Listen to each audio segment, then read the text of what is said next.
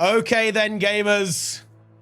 It is time for the day of the rework. July 14th is the next balance patch, and we have got the preview today, and my goodness, is it a big one? It is a big patch. We've got reworks across the board, one of the biggest patches they've ever done. Look, we've got Weaver reworks. We've got NG Turret reworks. We've got ourselves some Chaos trait line reworks. We've got Harbinger reworks. We've got Druid reworks coming into the mix as well. We've also got some pretty big changes to Renegade. We've got some pretty big reworks to Thief as well. And look, I can't believe this is happening. I bet nobody expected this, especially the Warrior mains. We have got Bladesworn reworks, very big Bladesworn reworks coming into the mix as well. And alongside all of that, we've got major buffs to Elementalist weapons. Hammer Spellbreaker is coming back. Condi Warrior, big changes coming through there as well at the same time. I mean, it's gonna be a serious patch. Like, it's very difficult to actually compute exactly how this is gonna all turn out. We're gonna have to wait and see, I think, because there's just so much going on here that it's very difficult to actually understand how all of this is gonna play out, especially, honestly, for the Ellie mains. Okay, look, spoiler alert, Weaver, you guys are getting an F5 ability. Look, I know, all the memes about the class, being a piano class. Listen, you guys need an extra button, and you now do indeed have an extra button, at least optionally. But anyway, we'll get into that right now. Big changes across the board, mostly buffs, right? Like, we had those big nerfs in the previous patch, and I think their goal here is to provide, one, exciting new playstyles for a bunch of different classes, and that you would see that with the reworks across the board, and also to kind of shore up some things that perhaps were a little bit weaker than they wanted to after the really big power creep adjustment coming through there at the same time. Like, those are the broad goals they have for this patch, I think. And one quick note here as well before we get into this, there are actually changes that aren't in this post yet. They weren't quite ready to post everything. Specifically, there's obviously a lot of discussion going on right now about certain builds in World versus World being incredibly strong, specifically Evoker DPS builds, Catalyst DPS builds, and Untamed. Some of the Ranger DPS builds, those are actually being looked at. It's just that they weren't quite ready to post those changes yet. So if you're wondering why, in particular, those things are absent, and I imagine there'll be some other changes as well, potentially for multiple different game modes, right? Like, and well, or maybe even all gamers, right? They weren't quite ready to share yet, so be aware of that. There is gonna be a follow-up post to this, like before the patch, where there'll be additional changes. And of course, as always, right, they'll be looking at this stuff. If people say, oh, hey, if you do this, it's gonna break the game, then they'll obviously tone it down before it actually makes it to the live game, right? So go on the forums and post, guys. That's what they're there for. Perhaps the official Discord. Ooh, yeah. But anyway, let's go ahead and get on into it. So first up is going to be the Elementalist, and what a place to start. We've got some really fun reworks coming through here to it. Weaver, first of all, they're just buffing some weapons they felt are underperforming a little bit. And bear in mind, Weaver DPS right now, and honestly, in general, quite a lot of Elementalist DPS builds, especially Weaver though, are actually doing really well. So they're just looking at making some more weapon variability, right? Like, you do see the same weapons tending to pop up quite a bit on a lot of Elementalist builds. So they're looking at some of these sword abilities, some spear abilities, some hammer abilities, and even dagger, right? Like, you don't see dagger pop up as a DPS weapon that often. So they're looking just to kind of bring it a little bit closer to some of the other options. And in addition to this, they're making Inferno. Inferno landed a bit lower than they wanted. They're nudging Inferno up a little bit. So you have that kind of really interesting power Condi build, right? That is one of those things that they added in there, similar to the NG one too, although Inferno was first, right? Pretty exciting stuff coming through there. So that's what's going on there. The numbers going up. Bear in mind, Weaver and a lot of Elementalist builds are already pumping, so this is nothing but a win. We just love to see that, especially if you particularly enjoy some of these weapons like hammer, sword, right? And of course, dagger as well. Moving on to the actual spicy stuff here. Weaver is the really big focus for ArenaNet this time around in terms of what they want to kind of change quite a bit. They're making it a bit more of a focused spec, is how I could say it. It's going to be a bit more selfish, which makes sense, right? A lot of the LE specs have some kind of support, some kind of boon share, right? Some kind of AoE healing. That's just like how a lot of those specs tend to go. But with Weaver, they're taking a much more direct, focused approach, right? Like you're going to be much more focused on like looking after yourself, kind of that brawler, bruiser style thing in your PvP, and obviously like just raw DPS throughput, right, in a lot of these other modes as well. Right, so that's what's going on here. The big change is that the ammunitions is gone on these stances. They're going to have no ammo. It's just going to be a single charge, but the effects are ending up being quite a bit stronger. For example, aquatic stance, big heal, and you're getting 50 endurance back as well. And when you dodge, you're going to get more endurance back on aquatic stance, as opposed to it kind of doing this kind of weird AoE healing thing. Twist of Fate, ammo going down from 2 to 1. It also removes movement impairing, so you'll basically break out of snares, and you'll be immune to them during the duration of Twist of Fate. Stone Resonance, you're gonna get protection, and it makes prot better, so even more damage reduction while you have protection, and the barrier is going up in PvP as well to kind of compensate for not having ammo anymore. Unravel, more on this one later, that's just gone, and it's being replaced by a new ability, which again is a selfish aggressive ability called Fervent Stance. You just gain quickness, fury, and swiftness, and you gain extra might while you use a dual attack skill. So honestly gonna be great for, let's say you're in some kind of open world scenario, you just want that button that's gonna juice you up even if there's no support nearby. That's exactly what that's gonna do for you. Now, another quick note on these as well. You might be thinking, well, hold on a minute. Aren't the cooldowns on these skills really, really high? And you'd be right, they are. They've already said that the cooldowns are going to be coming down, right? It wasn't in these notes. Because of course, like some of these abilities, especially in competitive, have very long cooldowns because of that ammo, right? Because when you have an ammo skill, you kind of have to make the ability either weaker or have a longer cooldown, right? Because just having that flexibility on how you use it is inherently strong. It just allows you to use it a bit more freely and have that backup option when you have 2 charges available. So the cooldown is going to be coming down in order to compensate for that, because otherwise, yeah, these abilities would end up being significantly weaker. As it stands, again, I think it's really, as you'll see later, it's going to be really difficult to actually evaluate Weaver until we actually make it to the game. But I'll tell you what, if you're a Weaver player, you should be very excited. That's all I'll say for now. Anyway, a couple of other updates to some of the dual skills, particularly kind of the older ones, a lot on Staff as well. Look, it's funny, when people were talking about this, I was like, oh, Staff on Weaver, Omega lol. It made me feel so old, because I remember when Staff Weaver was like one of the hottest, most fun builds to play in World versus World, and indeed in PvE, right? Like that was the original big nuker, like piano Ellie, was really fun to play. It was a good time. And yes, obviously a lot of these abilities have been out power crept, and Staff on Weaver, yeah, it's something that hasn't really seen a crazy amount of play. Honestly, Staff on Ellie as a DPS, you know, it's one of those things that's quite tragically fallen out of favor in PvE, at least, let me tell you that. But yeah, couple of buffs here as well. Pressure Blast is being reworked, actually, pretty much. It just gives like a big AoE heal when it lands, and it heals you when you hit something. Way more damage in PvE, more damage in PvP in World versus World 2, and more healing scaling, and a little bit faster, right? That's been a tendency, right? Like, older abilities are slow as hell, so just tightening that up a little bit. Plasma Blast this is one of those ones that I'm almost sad to see this happen, because yeah, the projectile speed is going up on this.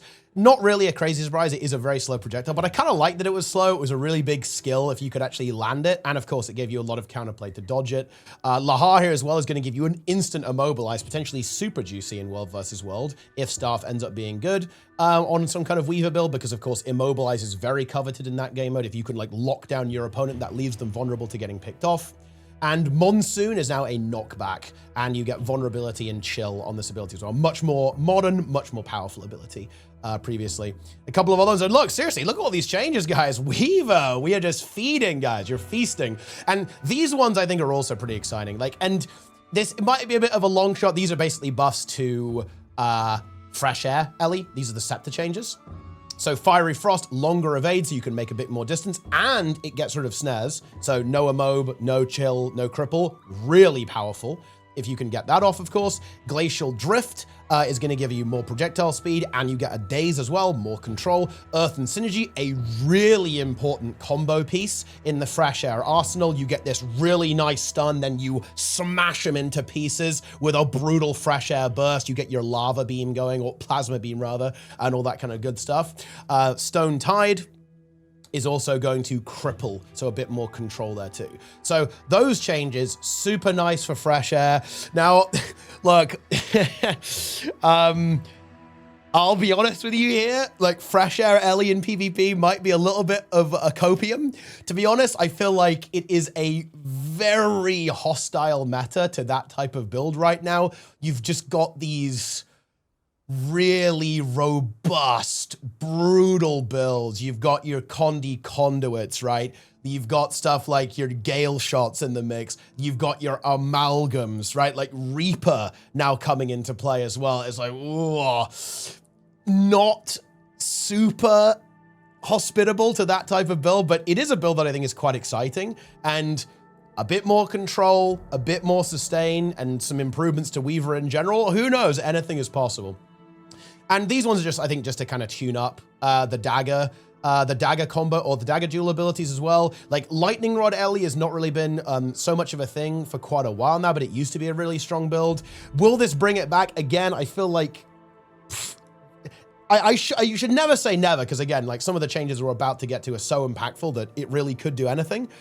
But it's definitely, it's a long shot, okay? Like so many of these, it's so weird, like so many of these builds have just been out power crept, right? Like they were really, really good in their day, like your Lightning Rod Ellie, like your Fresh Air Ellie was amazing in ranked, but it's just that it's welcome the current year, my friends, okay? If you don't like obliterate your opponent and you're unkillable, it's not good enough, I'm afraid. You're just not strong enough in a Visions of Eternity world. Yeah, a couple of changes here, making the abilities a bit more exciting. Grinding Stone's cooldown going down a little bit, and Catabatic Wind and Ashen Blast are also basically being reworked a little bit. You get 2 hits, so that what they're trying to do here is they want you to have an instant impact on these, but they don't want it to be really, really oppressive. So they want like little hit initially to get a bit of value, and then if your opponent doesn't dodge the second hit, then they get punished really hard, which I think in general is a design we've seen them go for, that I think overall is pretty good. So, you know, look, I'm not going to complain about buffs, especially for some kind of classic builds that, you know, I kind of miss, right? Like your Staff Weaver, Dagger Weaver, and Scepter Weaver. So like we don't complain about those. But listen, that was all the warm-up for the traits. And actually, I'm skipping right to the GMs, because this is, look, this is where the content is. Check this out. All 3 Grandmasters fully reworked. Well, I guess Woven Stride not so much, but Elements of Rage, full rework. No bonus precision, but you get Unravel. You just get an F5 that says, obviously, instantly double attune, right? Increase the strike damage bonus from 7% to 15% in PvE. Increase the condition damage bonus from 5% to 10% in PvE. I mean, this is a very radically changing trait, obviously. Like, this is just gonna go ahead and say, you now have this extra button that you can press. It functions just as it did before, that is gonna completely change the rotation, right? Like, the rotation is now gonna be pretty different based off this, right? That you have like a massive extra bit of burst damage as well. It's a bit spikier than it was before. When you get that activation, you're gonna hit that Unravel, and then boom, you're gonna have that big extra burst of damage there from both power and Condi. I mean, super exciting, right? Again, remains to be seen like exactly how impactful this is gonna be, like how strong this will end up being in terms of like DPS. I think probably a bit more of a PvE and like ultra heavy DPS approach in World versus World. In PvP, I'm not sure if this would be quite as usable, especially considering some of the next trait we're going to talk about, which is Invigorating Strikes. This trait has been reworked and renamed to Flow State. Reduce the recharge time of your attunements and your dual attack skills. And they talked about this a little bit. It basically is permanent weave self. Log in. I'm expecting that to be pretty tasty, actually, in PvP. because that means you can rotate quicker, you can get your dual skills off quicker. It means you can get to your offhand, which is often pretty important for your sustain skills. A lot of sustain skills are on your dagger offhand, your focus offhand, obsidian flesh, right? All that kind of stuff, right? Very, very big. Rotate faster, use more skills, do more damage, do more healing, do more sustain, do more everything. Crazy. Absolutely insane trait. I can't wait to see how that plays out in every game. I'm not going to pretend to know exactly how that's going to pan out, because that is such a potentially radical change that will fundamentally change how Weaver plays, theoretically in any game mode. Mega exciting. And Weaver, it's one of the coolest elite specs in the game. I think we all agree on that. Wow. Absolutely incredible. Woven Stride, basically not changing. It's just being made more usable and not annoying. So no internal cooldown, but you don't get swiftness when you have an inhibiting condition, because otherwise you'd have that weird like thing where it would trigger itself basically. It would be weird, right? And that's why they're doing this. And this means that you don't have to worry about this wacky internal cooldown. But instead, whenever you give yourself swiftness or super speed, you're going to be very slippery. You're going to be sliding around, right? So any kind of swiftness application, you're going to break out of snares, basically. So this is the ultimate slippery Elementalist build. To be honest, I do feel like it's probably going to get a little bit outshone by invigorating strikes here in the GM, but it's always good to see some usability improvements there. But wait, there's more. Check this out. 1 elemental refreshment. You gain vitality baseline. So Ellie, now basically all of the Ellie specs are now significantly more tanky. It's going to be 180 vitality, because what's happened is they've moved the vitality off elemental polyphony, which says when you go in earth, right, you gain vitality. They've just moved that baseline. So you're just straight up 1.8k extra health, which is a big deal, because combine that with the Jade bot, and I hate to say it, guys, you can't complain about the floor POV anymore. Like, you're pretty meaty, especially with the fact that Ellie often has decent self-sustain abilities, decent defensive abilities baked into its kit fairly often. So that's a big deal. That's a good chunk of extra health as well at the same time. So that's a pretty big one. And then a lot of these other traits are just kind of getting jiggled around here a little bit. Like, you get a bit of extra Condi damage while you're attuned to Earth. Always nice. Condi Weaver already doing super well, to be honest. So bit more Condi damage. We don't hate that, guys. We absolutely take it. Weaver's prowess has been reworked a little bit. Like, this is ultimately kind of what's going on here. It says you gain resistance when you attune to a single element. Because basically right now it's like a damage trait, right? And this is going to be interesting, by the way, because it means that the master trait line for Weaver is going to have no damage increases, I believe. Because it's basically, they're kind of reworking quite a lot of these. They're going to be more utility focused in the master area, which in my opinion is actually kind of cool. I kind of like it when you can kind of pick one that's a bit more situational, not the one that's super obvious. Like, oh, okay, I just want the one that gives me more damage. But yeah, so you are just going to go ahead and gain resistance when you attune to a single element. And of course, that could potentially synergize with something like Elements of Rage. Because think about this, right? Let's say you're a big burst build and you want to unleash a hell burst, but oh no, I have blind and weakness. This is terrible. Well, hold on. Hit Unravel, and boom, that's going to proc your resistance proc, and then you can just go ahead and ignore those debilitating conditions going on there as well. Swift Revenge, also a full rework as well. This one's pretty fun. This usually says, you do more damage, right? But instead, you're just going to get a bonus, right? That's going to depend when you use a dual attack, right? So fire, you're getting in might. Water, remove a Condi. Air gains swiftness, and earth is going to gain endurance. And bear in mind, you're going to combine those effects, right? Because they're dual skills. So you're going to, let's say you do a fire water spell, a fire air spell, a water earth spell, right? It's going to combine all of these effects together, which, again, especially if you combine this with flow state, you could be pretty damn juiced here as well, right? You could be pretty juiced, I would say, overall with this. Now, the loss of the damage here, like, I think basically all Weaver builds are, well, again, you got to bear in mind, the new Grandmaster traits are so strong that don't worry about damage, guys. Because you might be thinking, oh, Weaver's prowess, you lose a bunch of damage from this, right? Oh, Swift Revenge, we're losing a damage mod for our power build here. bear in mind, you now have some cracked Grandmaster skills. I don't think we really know how good Weaver is going to be after this. Like, you're going to have to play it. We're going to have to figure out what's going on there. Some of the damage is coming back on Elements of Rage, of course. So the damage from Swift Revenge is kind of ending up here, for example. Same with the Condi damage. Every Weaver build will benefit from being able to have more dual attacks, right? On flow state, you might end up using that instead. So I wouldn't actually worry about the damage being lost here, especially for the Condi build, because you're going to get some extra condition damage on Elemental Polyphony as well. But yeah, I mean, that's it for Weaver. It is absolutely crazy. Oh yeah, I forgot Master's Fortitude. You're now going to gain Barrier when you dodge. Another like very solid sustain option for the Master trait line as well. To be honest, I feel like there are going to be some pretty good options there. This might be the least interesting one. I guess it depends like just how strong the Barrier actually is there. But Weaver's Prowess and Swift Revenge seem like pretty solid options there. Like especially Swift Revenge, right? Like depending on the numbers in particular, right? Like Endurance, removing a Condi, gaining Might. These are all like really nifty effects because you're going to activate them a lot. Depends on numbers, obviously, but we'll see.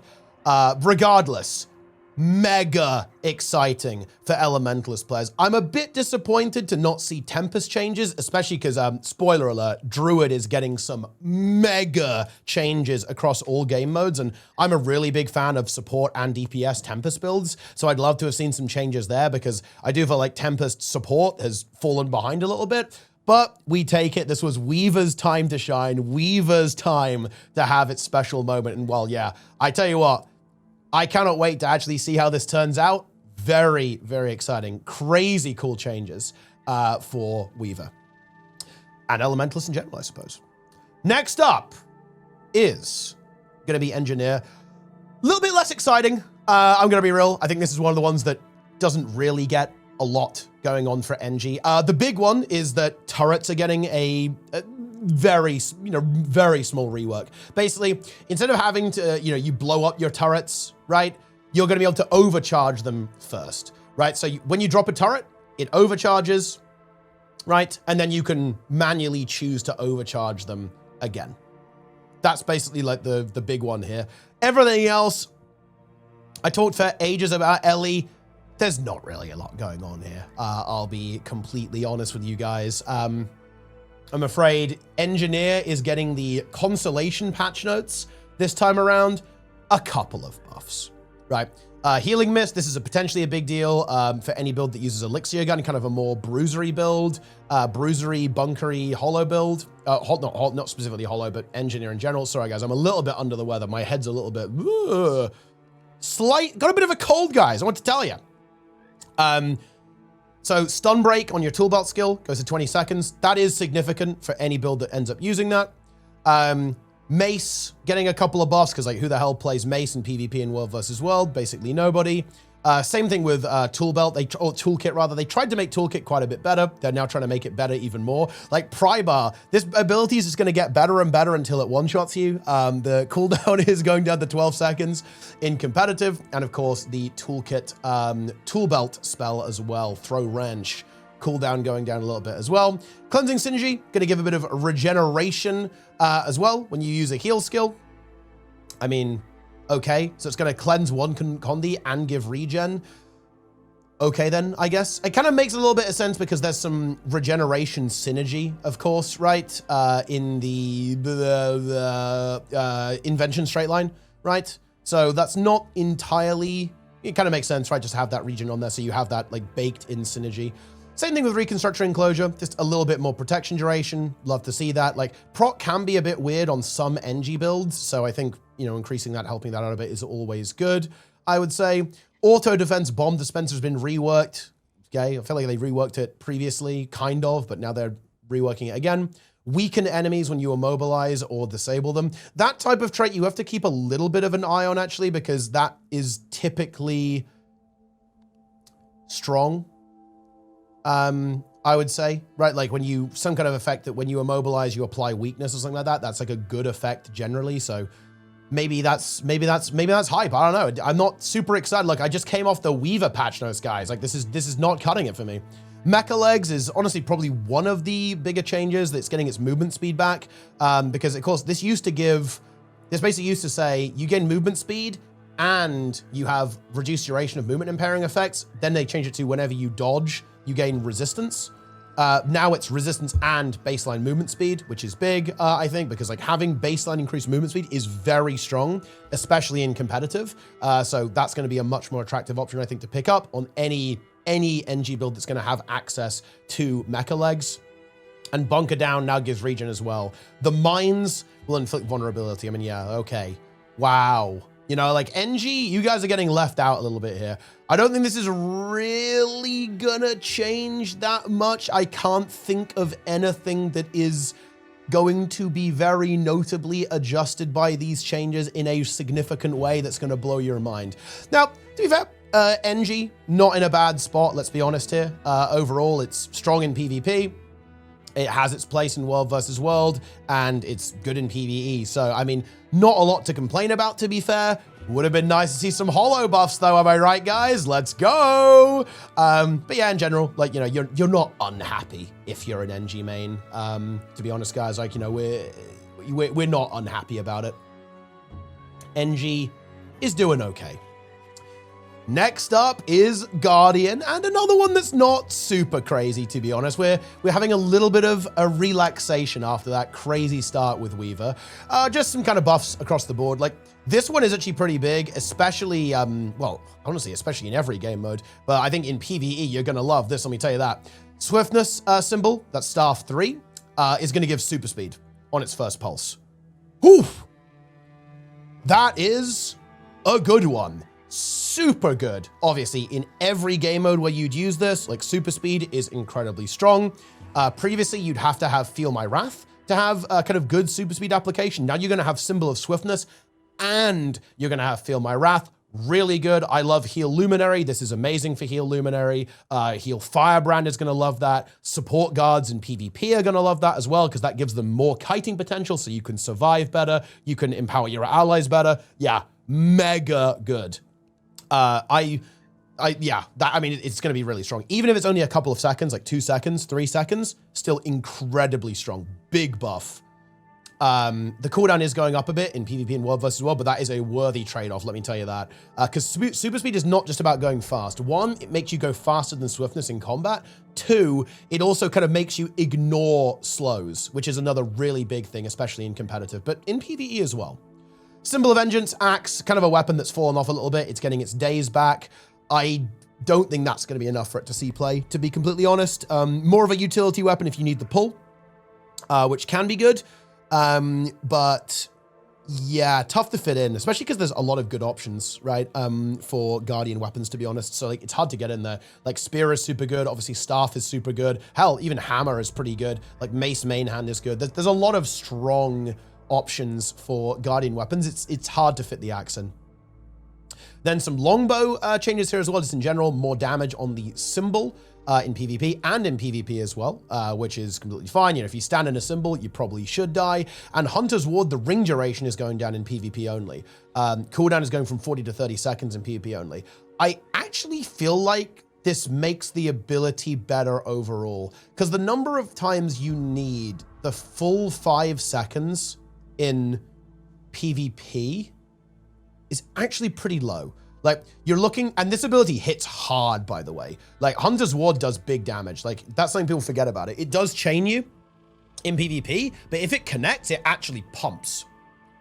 And being able to use that more often in PvP by a significant margin, I think is actually rather good. And you still have 3 seconds. That means if they don't have stability, it's hard to break out of, or some kind of teleportation ability, that gives you ample time to line up your combo. Your big longbow burst, perhaps you want to get them with your pull, so you can set up a kind of trap combo, or whatever other, you know, burst you're playing with on your Guardian build.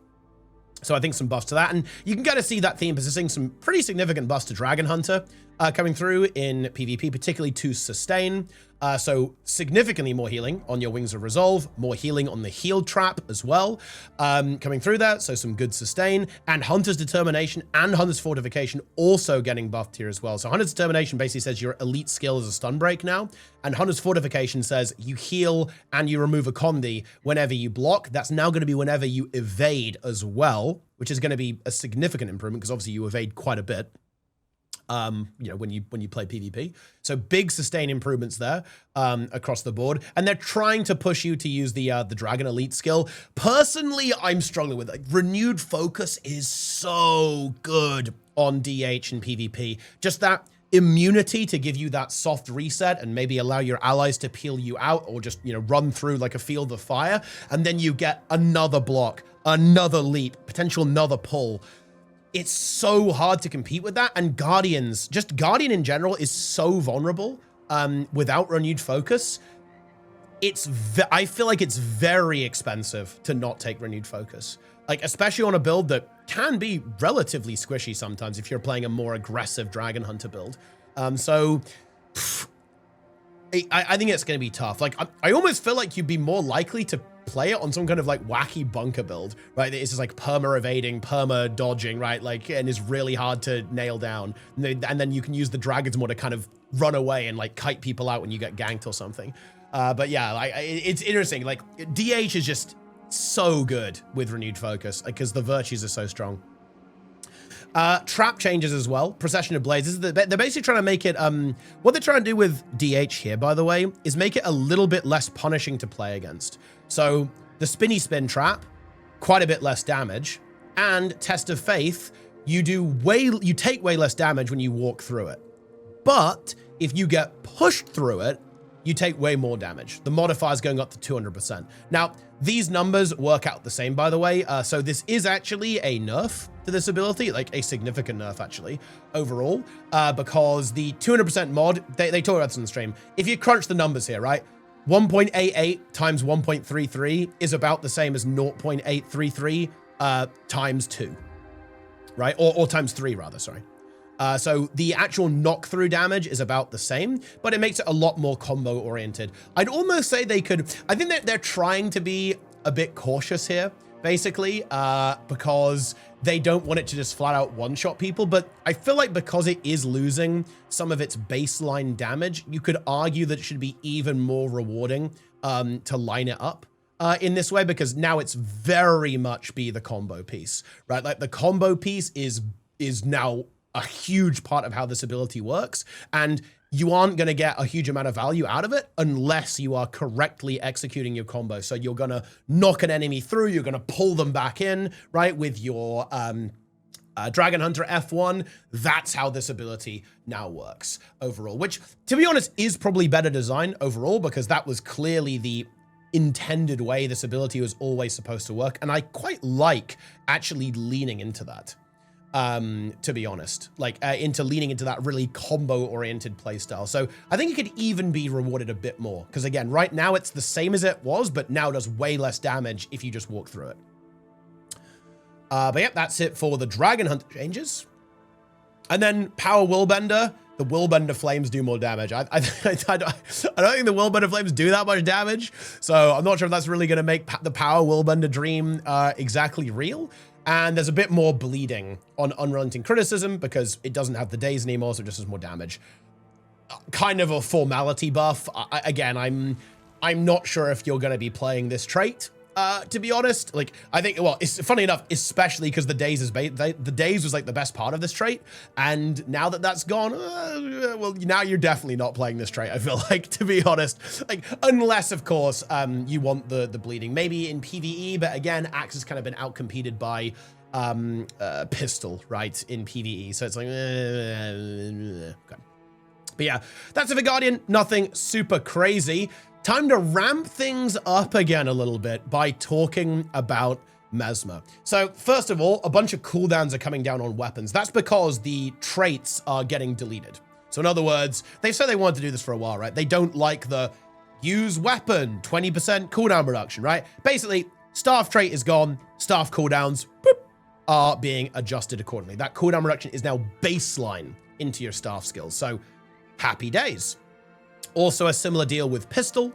Pistol just getting some cooldown reduction, and Duelist Discipline says this trait no longer causes pistol skills to apply bleeding. But oh no, what does that mean? Okay, is it over? Well, here you go. Phantasmal Duelist is now guaranteed to apply the bleeding, no matter if you have the trait or not. And the goal here is Pistol is a weapon that definitely fell off a little bit, especially in competitive modes, I think. as that kind of conditioned weapon, your kind of Condi Mirage style build. Oh, do you guys remember that? Axe Torch, sword pistol? Oh, absolute degenerate build. We love to see that. We really, really do. Anyway, that kind of thing is what they're looking to maybe bring back. Duelist Discipline is now just going to say when you get an interrupt, right, you're going to recharge your pistol skills a little bit. And the cooldowns of those are coming down, so you're going to have more opportunity to, of course, do that with your magic bullet as well. So yeah, just straight up buffs across the board, basically. Makes pistol a bit more usable without necessarily having to go for Duelist Discipline. Kind of the same thing with Torch as well. Torch, again, is a weapon that has seen quite a bit less play outside of a couple of niche builds. So that's just coming down a little bit. I think, again, they're trying to maybe look at some Condi builds a little bit more. Like, you almost see Torch as like a power weapon these days. Because fun fact, Phantasmal Mage actually does a lot of power damage. And it's obviously really great for that kind of slippery, bursty Mesmer build in PvP. And, oh...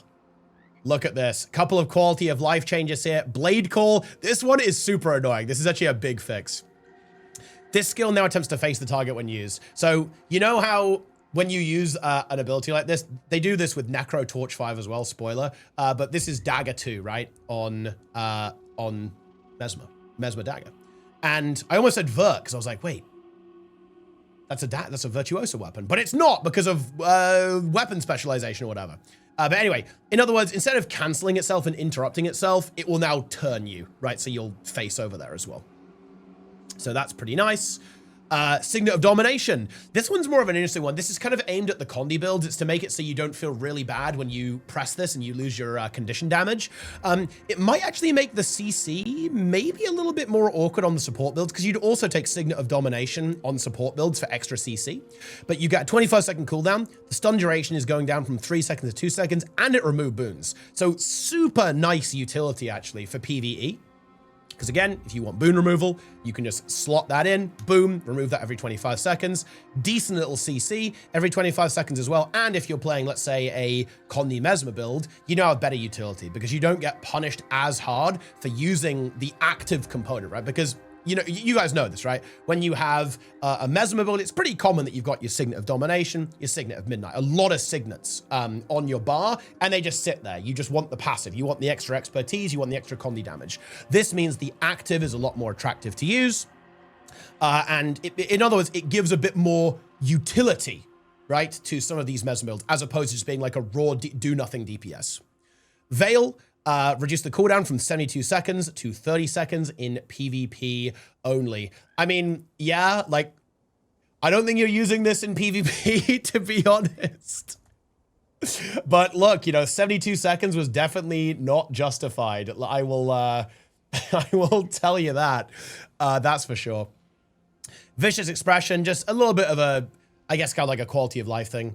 This trait now increases base strike damage and is further increased against boonless foes. So the reason for this change is that, well, it turns out that in PvE, sometimes, you know, the enemies get boons, right? And that's not necessarily a problem, I suppose, with this one, but they're just trying to make it like less punishing if you are fighting an enemy in PvE, I feel like specifically, that does have some boons. So what are they doing here? What does this trait do now? Right now, this trait says you do more damage against people who don't have boons, and when you CC people, you remove boons from them. Now they're basically splitting the damage. So it's gonna be like half is baseline, half is against boonless foes. Like that's probably how it's gonna go. Pretty much is the deal with that one. So yeah, don't have to worry about boon rip as much. Maybe you can use Signet of Domination to do it. Now we get to the actual meat. Okay, and we've got some big changes to Chaos. So they wanted to make it so that they could actually have a reasonable cooldown for the Lesser Chaos Storm. That's when you use your heal skill on Method of Madness. Reduce the cooldown from 75 to 35, but it doesn't inflict days. Again, like that type of effect can be really toxic in competitive, and hence remove the days, reduce the cooldown. Now it can be way more usable and not have a silly cooldown like 75 seconds. Love it. Chaotic Interruption is just getting shuffled around. It's basically just, because they're adding a new trait in entirely, super exciting. So Chaotic Interruption is now going into the Master trait, which is replacing the Staff trait, which has now been deleted. There's no Staff trait anymore entirely. And so you might be thinking, oh, we're losing some damage. It's over. We'll never be good ever again. Well, not only are you potentially going to be able to have chaotic interruption, by the way, which is pretty exciting. So just a quick recap. When you interrupt a foe, you recharge a weapon skill. Okay? Already a really exciting effect, right? So you might have a higher ability to be able to actually pick that on certain builds now, because again, it's not competing in GM. Very exciting. But here's the fun stuff. Grandmaster traits rework. So what is it? The boon one, that's still being there. Okay, like that one's not going anywhere. But new Grandmaster tier trait, the Shaper of Chaos. When you would grant yourself Chaos Aura while you already have Chaos Aura, detonate your Chaos Aura. Detonating Chaos Aura grants you boons and inflicts conditions on nearby enemies. And they said that it's the same condies as Chaos Aura gives. So let me actually quickly just make sure I know what those are. Yeah, it's weakness, confusion, cripple, and prot, regen, and swiftness, which is actually really, really strong, by the way, in multiple game modes. Obviously, confusion is great for doing damage in PvE. Weakness, cripple confusion is diabolical in competitive modes. Giving yourself prot, regen, and swiftness is amazing as well. Obviously, great synergy with the Chaos Storm in Method of Madness. You can give yourself Chaos Aura with that. You can have Staff and give yourself Chaos Aura. Of course, you have great synergy with Ethereal Fields based on all that kind of stuff there as well. Really, really strong effect there coming into play. It does have some pretty stiff competition, though, of course. Chaotic Persistence. Wait, what is it called? Dude, how do I not remember this? It's actually so weird. Look, my brain is just not functioning because one, it's way too hot and I have a cold. I don't know what's happening to me. Like my brain is just not working properly. Yeah, it is Chaotic. Wait, no, it's not Chaotic Persistence. Oh, Bountiful of course it's called Bountiful Disillusionment. Oh, I'm sorry, guys. I should know that, but listen, you'll have to forgive me. Okay, I'm a little sleep deprived. Anyway, it does have some stiff competition, but again, depending on tuning, this could end up being really strong and, more importantly, really exciting. This adds a new gameplay element, kind of similar to King of Fires on Berserker, Sovereign of Light on Luminary as well. I personally love this type of interaction. I love combo interaction. I love aura interaction. Look, what can I say, guys? I'm basically, I'm an old school Tempest main. I love this stuff. So that is super exciting. It's gonna hopefully completely shake up so many Mesmer builds, like certainly like your Conduit oriented builds across the board. It's gonna hopefully open up some new options in PvP, world versus world for like roaming setups, and hopefully for DPS builds in PvE as well. Wow, yeah, I mean, this is really exciting, really, really exciting. And another major rework to a classic. Oh, you know what's sad about this next trait, guys? Most of you lot won't even remember one of the most legendary Mesmer builds ever. PU Mesmer. Actually, you know what? If you remember PU Mesmer, you gotta leave a YouTube comment. Okay, you have to do it. And maybe Twitch chat can join in as well. Because everyone was like, oh, this trait has never been good. This trait has always been bad. This trait used to be insanely good. Okay, PU Mesmer was one of the old school Mesmer builds, guys. And yeah, obviously it's massively fallen out of favor, right? Because everything has been power crept massively over time. But here we go, it's coming back, and this one's cool. Very, very slippery Mesmer build, exactly what I think some players are really going to enjoy. So your fourth shatter skill, usually you distort your harp, right, on Troubadour, is now going to grant stealth. The trait no longer grants random boons while in stealth, and you get regen when you go in stealth and prot and resolution when you leave stealth. Obviously, that's really good, right? So you heal up a little bit, get a bit of health back when you enter stealth. You're maybe distorting, so you're evading away from damage. And when you leave stealth, you have 33% damage reduction. Actually, really nifty effect. Now, not totally sure where this build would fit in, or rather where this ability would fit in, because honestly, the other traits are really nice. I can imagine Shaper of Chaos being super juicy, Because again, it has that prot and it has that region, it has that swiftness baked into it, and the offensive component. But it does give you the extra stealth, so you're very slippery with this, right? So it's more of a defensive option compared to Shaper of Chaos, and you don't have the, you know, the giga boon access of Bountiful Disillusionment there as well. So that's kind of an interesting one as well. Like, so this one, I'm not sure I see a build where it could exist, but we'll have to see. You should never underestimate stuff that gives you that type of defensive power, especially when you're leaving stealth so you can re-engage kind of cleanly and efficiently. And just having that extra stealth component is always going to be good.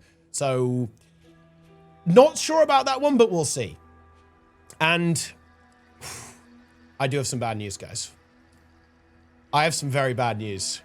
If you're a Virtuoso enjoyer in World vs. World, it's, ooh, oh yeah, it's not looking good for you.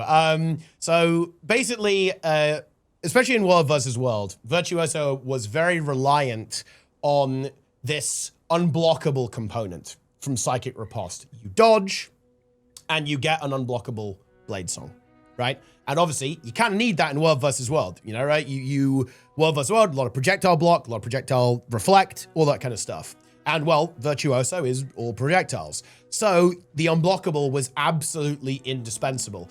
That is gone on Psychic Riposte, right? They didn't like it. It's being moved to a utility skill instead, which I'm gonna be real with you, that is obviously a massive downgrade, because not only are you now down a utility slot for any kind of DPS build for Virtuoso in World vs. World Zerging, it's also just going to activate way less. Like the cooldown on this, what is the cooldown on this in World vs. World actually? It's 25 seconds. Like you are getting an ammo charge, to be fair. So that's, yeah. But yeah, that's going to be a bit rough, to be honest. Like I feel like if they were maybe a bit more generous with the ammo, you might actually have some potential here. So if they gave it 3 ammo, versus just 2, that could actually be pretty interesting. Maybe shave the cooldown a little bit, but they've also given it a lot more damage. It's got like a big AoE damage component on it as well in World vs. World. So basically they've given it its damage back in PvP and World vs. World. It's like 0.01 now, but it's going to be 1.5 in PvP and World vs. World, which is actually quite big for PvP and World vs. World, by the way. It isn't a stun break anymore though, which I think is a bit unlucky as well, to be completely honest. Like, so yeah, my heart does go out to the Vert enjoyers in World vs. World in particular. This is a nerf in PvP as well, by the way, obviously, because unblockable is super good, right? Like, especially if you can then CC someone, like any kind of unblockable CC is really strong because you can cancel someone's block and then make them vulnerable to not only your attacks, but other players' attacks as well. But yeah, like you're definitely really feeling it there. Now, again, I do want to actually quickly recap. They are looking at nerfing other damage builds as well in World vs. World, so don't worry. It's not just you Verts getting the hammer. Yeah, they're also going to look at stuff like the Elementalist builds that are really strong and the Ranger builds that are really strong. But yeah, that is definitely a bit of an oof. But some fun stuff for Mesmer, I think, overall. Not too bad there. Like, really exciting stuff going on with the Chaos trait line. We absolutely love to see that. Next up is Necro. And to be honest, nothing super crazy here for Necromancer overall. Couple of highlights. Oh, actually, wait, that's not true. I lied. I forgot about Harbinger. I was looking at this, I was like, oh yeah, blah, blah, blah, blah. But actually, Harbinger is pretty exciting. We'll do like the blah, blah, blah stuff first, shall we? So a couple of weapons just being improved. This is broadly because, kind of similarly, they want to get rid of some of these cooldown reduction traits and make them into something a bit more exciting or a bit more universally applicable. So, good news. Baseline cooldown reductions on all axe and focus weapons. This is actually relevant on Spinal Shivers in particular, by the way, because you don't really take the Spite trait line for the cooldown reduction trait that often. There's actually, you know, a lot of other good trait lines you want to take. Wow, who could have seen that one coming? So now you're just going to have guaranteed cooldown reduction on your Spinal Shivers. Again, one of the iconic, very powerful Necromancer abilities on focus for getting that big burst and removing those boons. So again, like, you don't really play focus that much right now because you're kind of looking at sword and spear quite a lot, and then Staff, obviously as a bit of a filler weapon, is very common to see pop up on Necromancer builds, but this could maybe help it out a little bit, but I think those weapons are very strong, to be fair, so it's difficult to compete. But yeah, Axe cooldown coming down there as well, with Ghastly Calls and Unholy Feast having their baseline cooldown reduction is always nice. And honestly, maybe, you know, you're messing around with this weapon, like you're learning with it in PvE, you're not going to be unhappy about that. Another thing here as well is Life Siphon. This is Dagger 2. This skill no longer has increased healing effectiveness while you're bleeding, and the base healing is just going up to 0.1 in PvE only, and it's going a little bit up in PvP and World Sword. So basically, it's just getting the healing effectiveness all the time. Like it's still going to apply bleeding to you when you use it. Okay, I mean, it is what it is. Like that doesn't matter. Like you just cleanse it or transfer it, I guess. But yeah, you just get like a mega heal. In PvE, by the way, this is going to be mega self-heal. You're going to pop that and it's like, whoa, we're healing, right? Like, so if you're on a heal necro, this ability already was very underrated, by the way. People really underrate Life Siphon.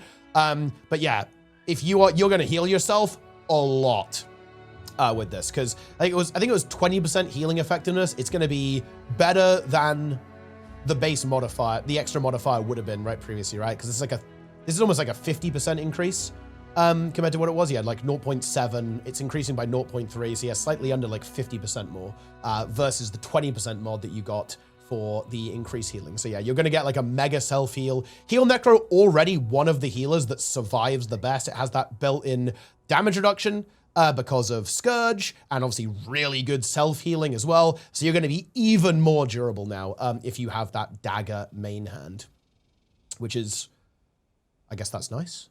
Little minor change here, little tweak. Quality of life, oppressive collapse. This is Torch 5. It won't self-cancel, it will now try to turn you. Really nice quality of life, to be honest. We don't hate that at all. And some good news for the Minion Mancers. When you sacrifice your little Blood Fiend, it will only take half its health, not 100% of its health. This is big because, one, you're going to still have that minion up to proc your other death magic traits or whatever. And also, it means that you can use it again to heal yourself before it goes away. And also, more importantly, this is also worth noting, you can just heal it up. Let's say you've got blood magic or there's a healer nearby. That minion will get healed and you'll be able to reuse it without having to resummon it. So, nice little quality of life for the Minion Mancers out there. Here's a bit of a spicy one, a fun one, and they actually did say that this might not be its final form, but Epidemic. The Epidemic buffs are beginning. 8 stacks of every Condi copied, up from 5. Now, the duration reduction is still there, bear that in mind, so it's still, if you try to bounce, you're still gonna get massively reduced durations, but if you're copying off something onto ads, okay, now we're getting there. It's still not insane, to be honest. Like 5 stacks is, or other 8 stacks is not going to be incredible, but I think there is a number where this can be strong.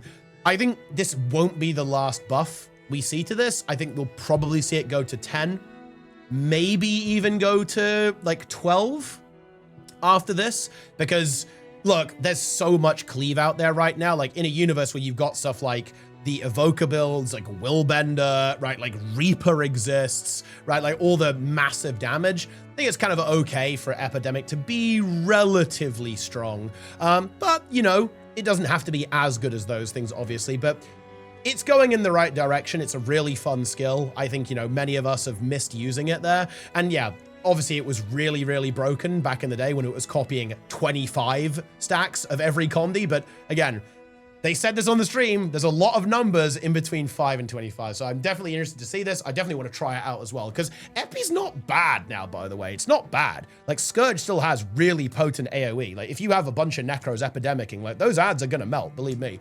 But yeah, like, 8 is going to be a significant improvement, and it'll be really fun to try that out. Corrupt Boon. There was such a funny line they said here. They said they want Corrupt Boon to, like, when you get hit by it, it should feel, like, really bad. And that's why it's now going to corrupt 8 boons in PvP. Now, that is really good. Okay? I don't think you need me to tell you that. That is very strong. That essentially says, most of the time in PvP, remove all boons from your target. And actually, more than that, it means corrupt all boons on your target, which is obviously brutal.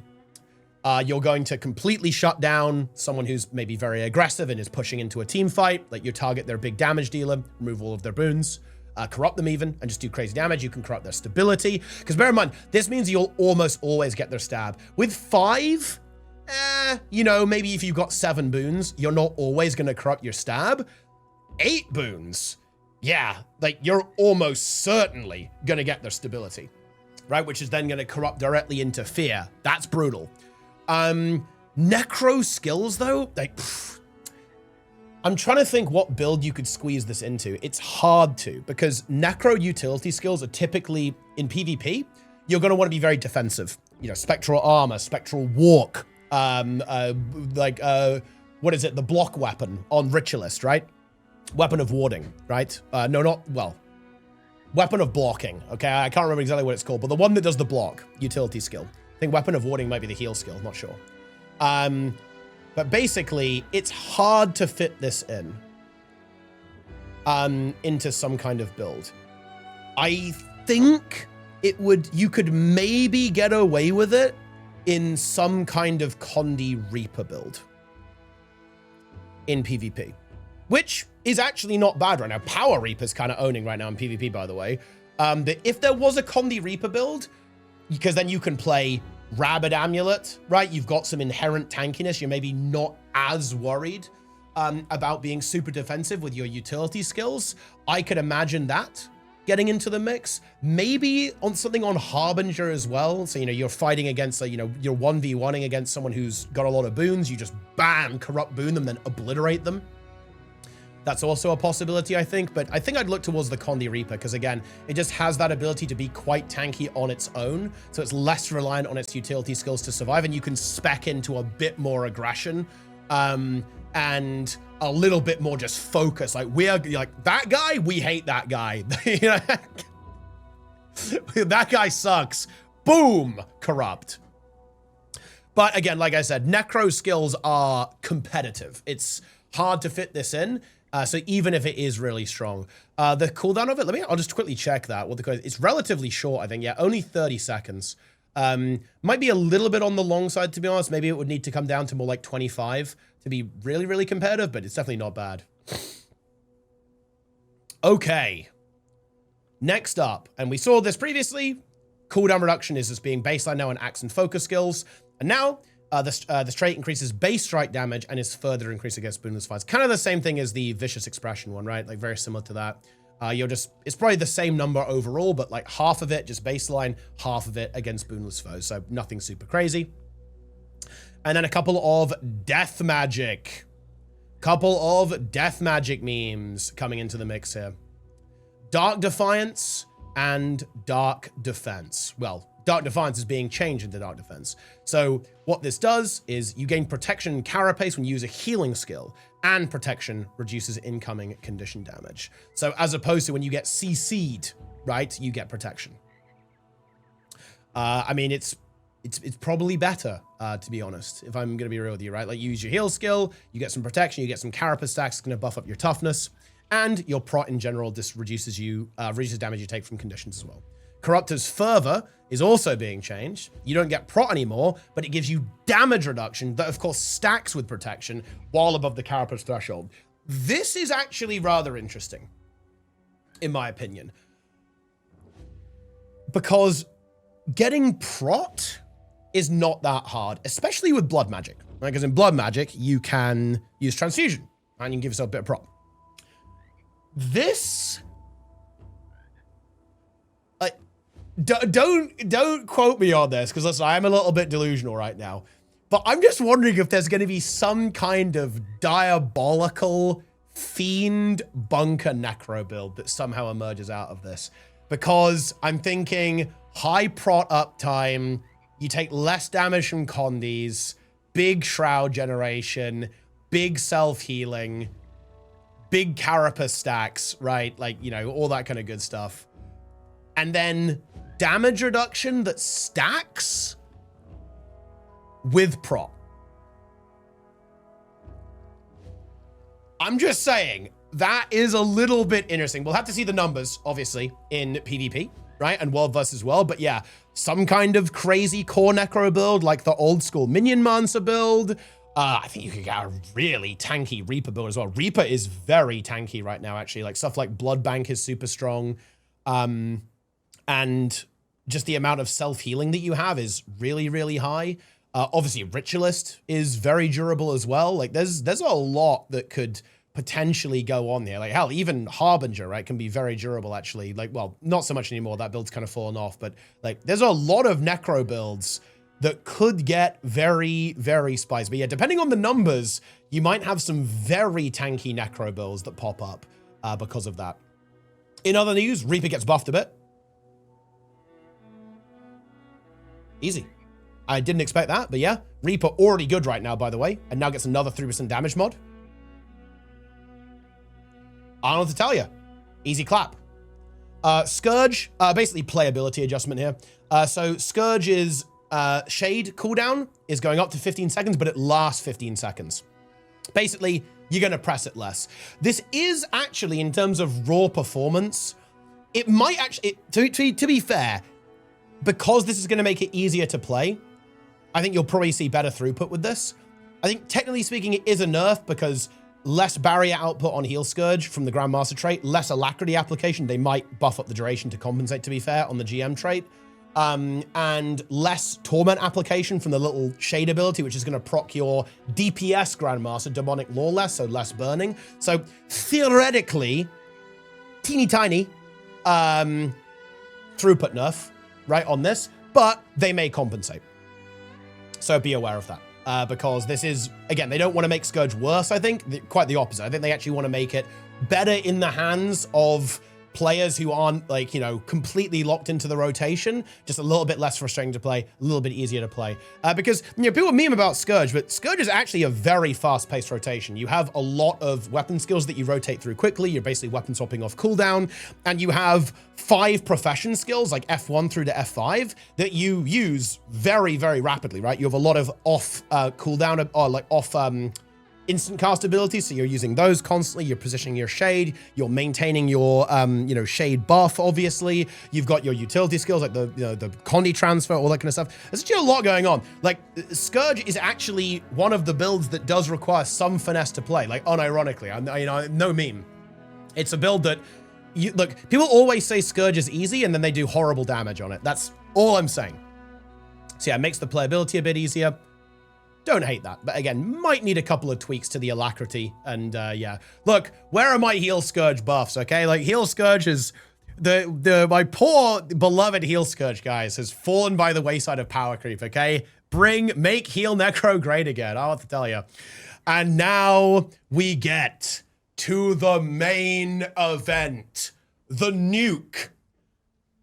The overthrowing of God Emperor Solar. The most boring Grandmaster traits in existence are getting giga reworks here on Harbinger. We don't know the numbers here. We have no idea how good these are going to be, but we do know what they're going to do. This is cool. Check this out. So, all 3 GMs, full rework. Cascading Corruption says the following, okay?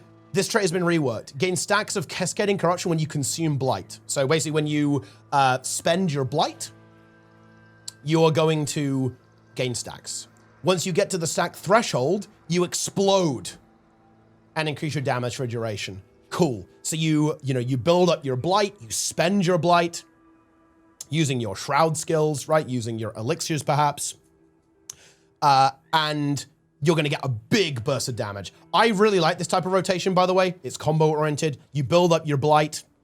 You then spend your Blight. You get a big buff and unleash all of your damage. Super exciting. It's going to be fun. Fun in every game, by the way, in PvP and in PvE. Going to be really fun. Deathly Haste. This is the quickness trait. And basically, it's going to be functionally the same, but it's going to be active rather than passive. So grant boons when you enter Shroud and when you use Dark Barrage. That's the 2 skill. Right? So you use your 2, you're going to get quickness. Just more active, more fun, less boring, less passive. Nice. And also, it's worth noting that in general, this is going to be better. right? It is going to be bursty. Harbinger quickness application, right, is you slowly build it up, right? You go and shred, you slowly tick. This means in burst, right? And that means that, let's say that you can't be stacked as consistently, right? People have to spread out, like someone has to go do a mechanic. You can give them that big burst of quickness so it doesn't drop, right? When they go and do it. So this is actually better. Now, okay, the output is the same overall. That's basically what they said. You're still gonna have uptime.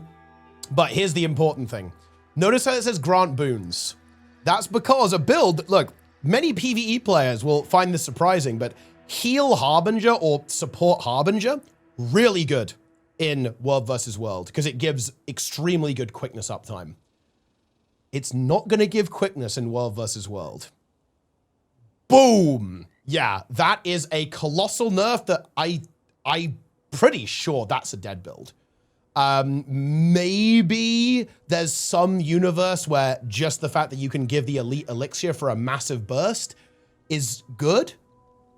But not having that massive quickness uptime, to me, yeah, that build's gonna be way worse now. Also, incidentally, and this is a bit of caught in the crossfire, if you like Harbinger while roaming, oof, yeah, that's brutal. That you're not gonna have quickness anymore. It's probably gonna be might, right? You'll give yourself like might and fury, I guess, while you're in World versus World. That is nuclear. That is just so much indescribably worse for every every Harbinger build in World versus World. But who knows? Maybe the other ones are going to be OP. Maybe Cascading Corruption and Doom Approaches will be good. And this one, look, I have to do cinema for this. Look how cool this is. Blight reduces more of your health and accumulates faster while in Shroud. Your Shroud skills are improved. Beautiful. Doom Approaches either yours or your opponent. So you have lower health, you're all in. You're riskier, you're lower health. You're gaining Blight faster, you're losing your health faster. But I think, what did they say? They said more projectiles, so more damage on your 2 skill. You corrupt boons or remove boons, I can't remember which they said exactly, on your 3rd skill. Your 4th skill, fears, so you leap on them, CC them, and then fear them, and Vital Draw, the 5 skill, is bigger. Love it. So cool. I can't wait to see people try this. Like, of course, we'll have to see the numbers, like how strong it's gonna be, but these traits are so cool. I love this. It's going to be completely different playstyles on all 3 of these. You're going to pick one. It's going to completely change how you think about the game, how you think about the class. This is maintenance mode, guys. Welcome to maintenance mode. Yeah. Either way, Harbinger in every game mode, radically different.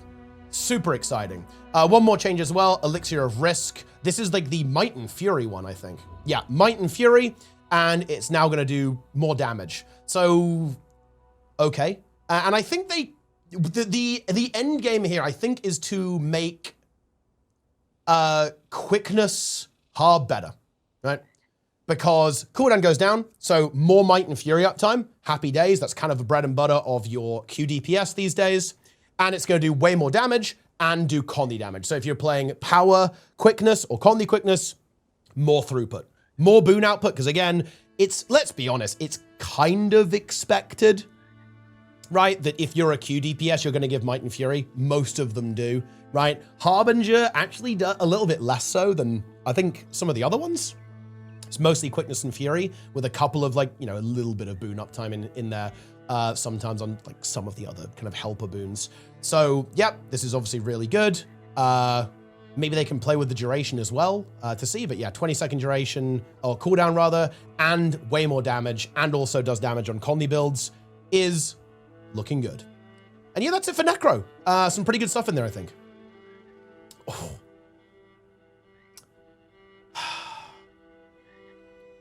I don't know what to say. I'm going to say one thing, guys. Trig mains Ranger.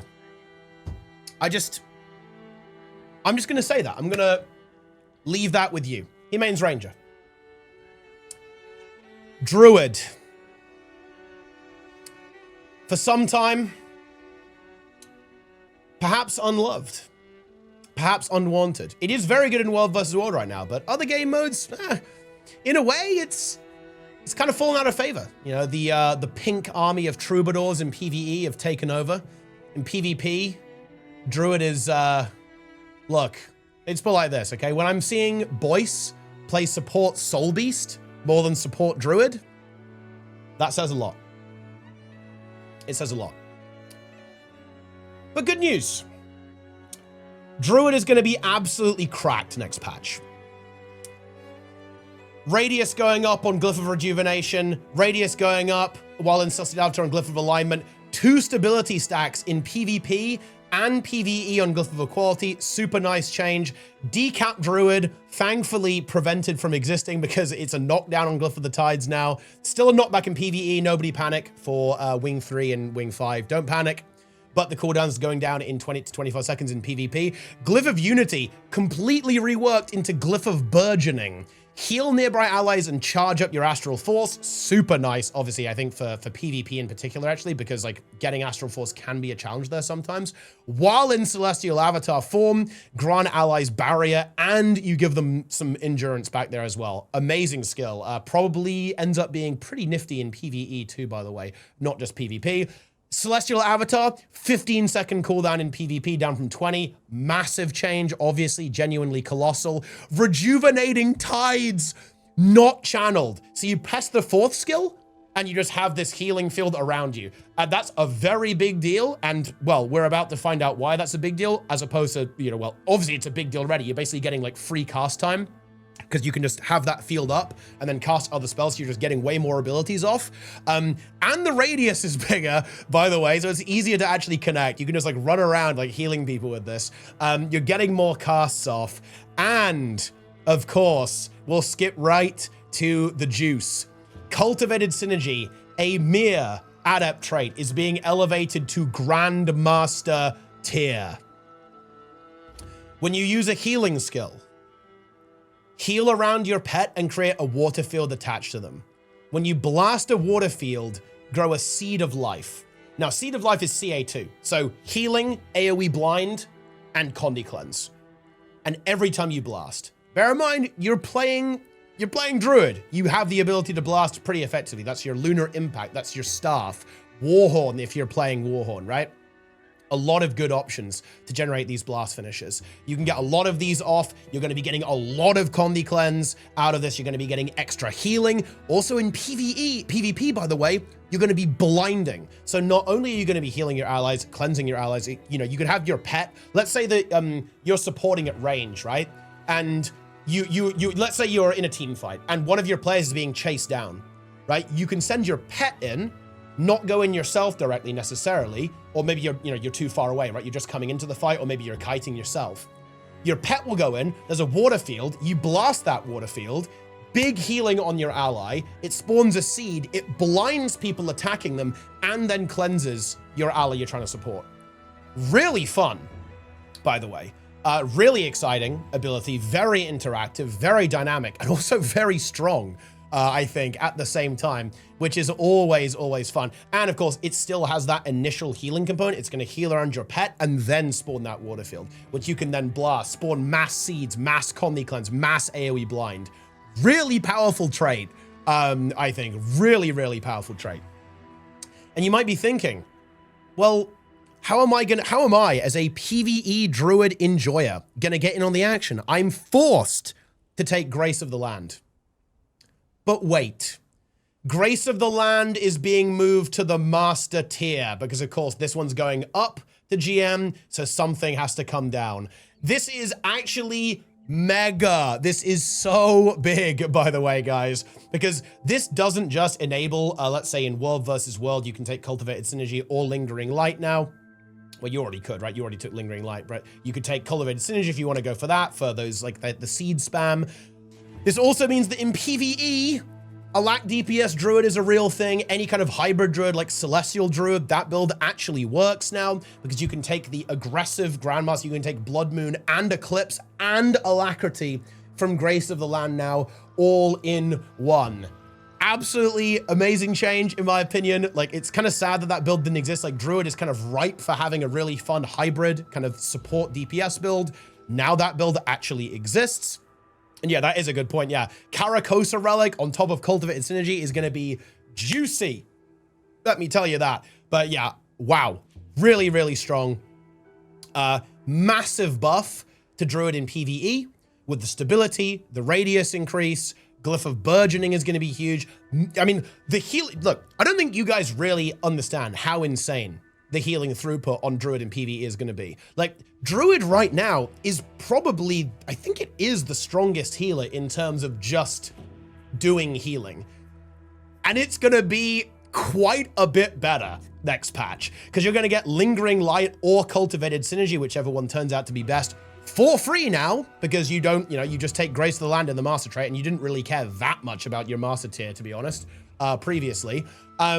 Rejuvenating Tides is now just a passive ability that you pop on yourself, then you can spam even more CA abilities, right?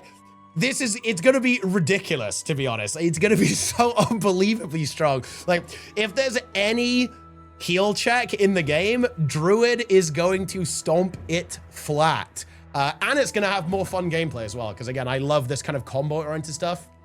I think it's really, really fun. And obviously, yeah, Caracosa Relic is a thing too, and that's going to have some direct synergy, of course, with your Cultivated Synergy. I think this will, like, their goal is to make PvP support Druid good. To be honest, yeah, I definitely see that. I mean, Druid is already really strong in World versus World. It's basically your kind of go-to healer there. Amazing cleanse, can do super speed, right? Like, it can res, like, it can kind of do it all, to be honest, right? Like, in World vs. World, like, mega healing, mega everything, super, super good. It's going to be potentially even stronger now, with a lot of these changes here to, like, some of these glyphs being better.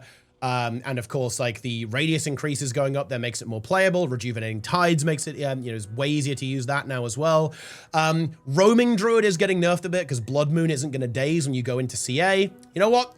I'm going to say it. Like, I hate that build. It's so unfun to play against. Okay? So, haha.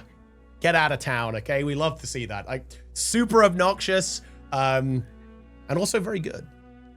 To be honest, I think it will still be somewhat strong anyway. Like, it is just a very potent roaming build. But yeah, obviously, if you are an enjoyer of that build, unlucky, I guess. That is definitely a bit of a nerf, in my mind, deserved. But it's World vs. World roaming. Like, everything is incredibly cancerous. Always remember that. Over there. There are a couple other changes. Druidic Clarity, this is the cleanse one in the adept trait. Radius goes up there, easier to use. Celestial Shadow. This one is actually big. I think this one is a really important radius change. Being able to successfully land super speed and stealth is a really big deal in all game modes, especially PvE and World versus World, in my opinion. Actually, also in PvP. Like, this is really nice to get an extra 60 radius on that, making it way easier to kind of get your whole team, get multiple allies within your super speed and swiftness. Super, super good.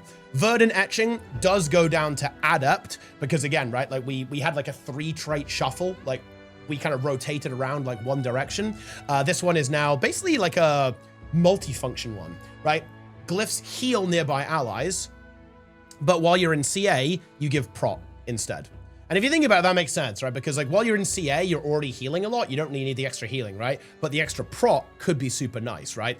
And yeah, in particular, I think for some kind of, maybe some kind of PvP build, that could be super good, right? Like, giving prot while you're healing people up is going to be super nice, I think, to be able to actually do that. Although, of course, it is going to be competing with Druidic Clarity. So that is some stiff competition, right? Because, like, Condi Cleanse is obviously really important as well. But I do like that. I do like it when a trait is a bit more dynamic, right? Is really exciting, right? When you have, like, a multifunction trait, I think that's a lot more fun to play around with. So that's also looking good. Natural Balance doesn't give concentration anymore. I mean, okay, I guess. This is just, like, they wanted to make this more of, like, a damage trait, right? Because as you can see here, right, it gives you, when you enter and leave CA, you get damage, right? Like, you do increase damage. So this is just more of a DPS trait now. It's having some purity of purpose, guys, and you aren't going to be reliant on that to get your concentration. And yeah, that's it for Druid. Oh yeah, one more change, actually, not Druid specific, but this is for staff. Astral Wisp has just got a usability improvement. So previously how it works is like you can target an ally or an enemy, and then a wisp goes out and does some little healing, right? Now you can send out a wisp to a location, and then it will like latch on to an ally, right instead. So basically, it's easier to use, pretty much. After Druid, we've got some buffs to Soul Beast, so go for the throat. The damage bonus of the Lesser Sicken with Soul Beast is going up in PvE, and we also have, again, more damage from Furious Strength, another 5% in PvE, because again, Soul Beast, not quite performing as they wanted. They're going to make it a bit better, and they're making the Shrike playstyle, which is kind of your, how do I say this, right? Like, it's get more arrow playstyle, right? Like fire loads of missiles and get more arrow playstyle, which I think I actually really liked it. I played this in the beta, and Shrike was really fun to use. So they're just making that a little bit stronger as well. So we kind of love to see that. And yeah, quick reminder here as well, guys. Expect nerfs in World versus World. To, I think, Untamed in particular, they talked about a little bit. They weren't ready to share those in the notes here, but yeah, obviously there's some really, really strong Ranger builds in World versus World currently, and expect some nerfs to come to that, but they're not in these patch notes just yet. One final thing, actually, Lingering Light. Reduce the maximum stacks from 10 to 5. What does that actually mean? I'll tell you what it means. So Lingering Light basically says when you heal someone, you reduce the cooldown of CA when you leave, right? And that was up to 10 seconds before, and now it's going to be up to 5 seconds. So you're probably going to end up playing this in PvE. And what does this mean? Because now you can play it's so disgusting. You can play Lingering Light, which gives you a 20% healing modifier while you're in CA, right? And it's going to reduce the cooldown on Celestial Avatar to 5 seconds.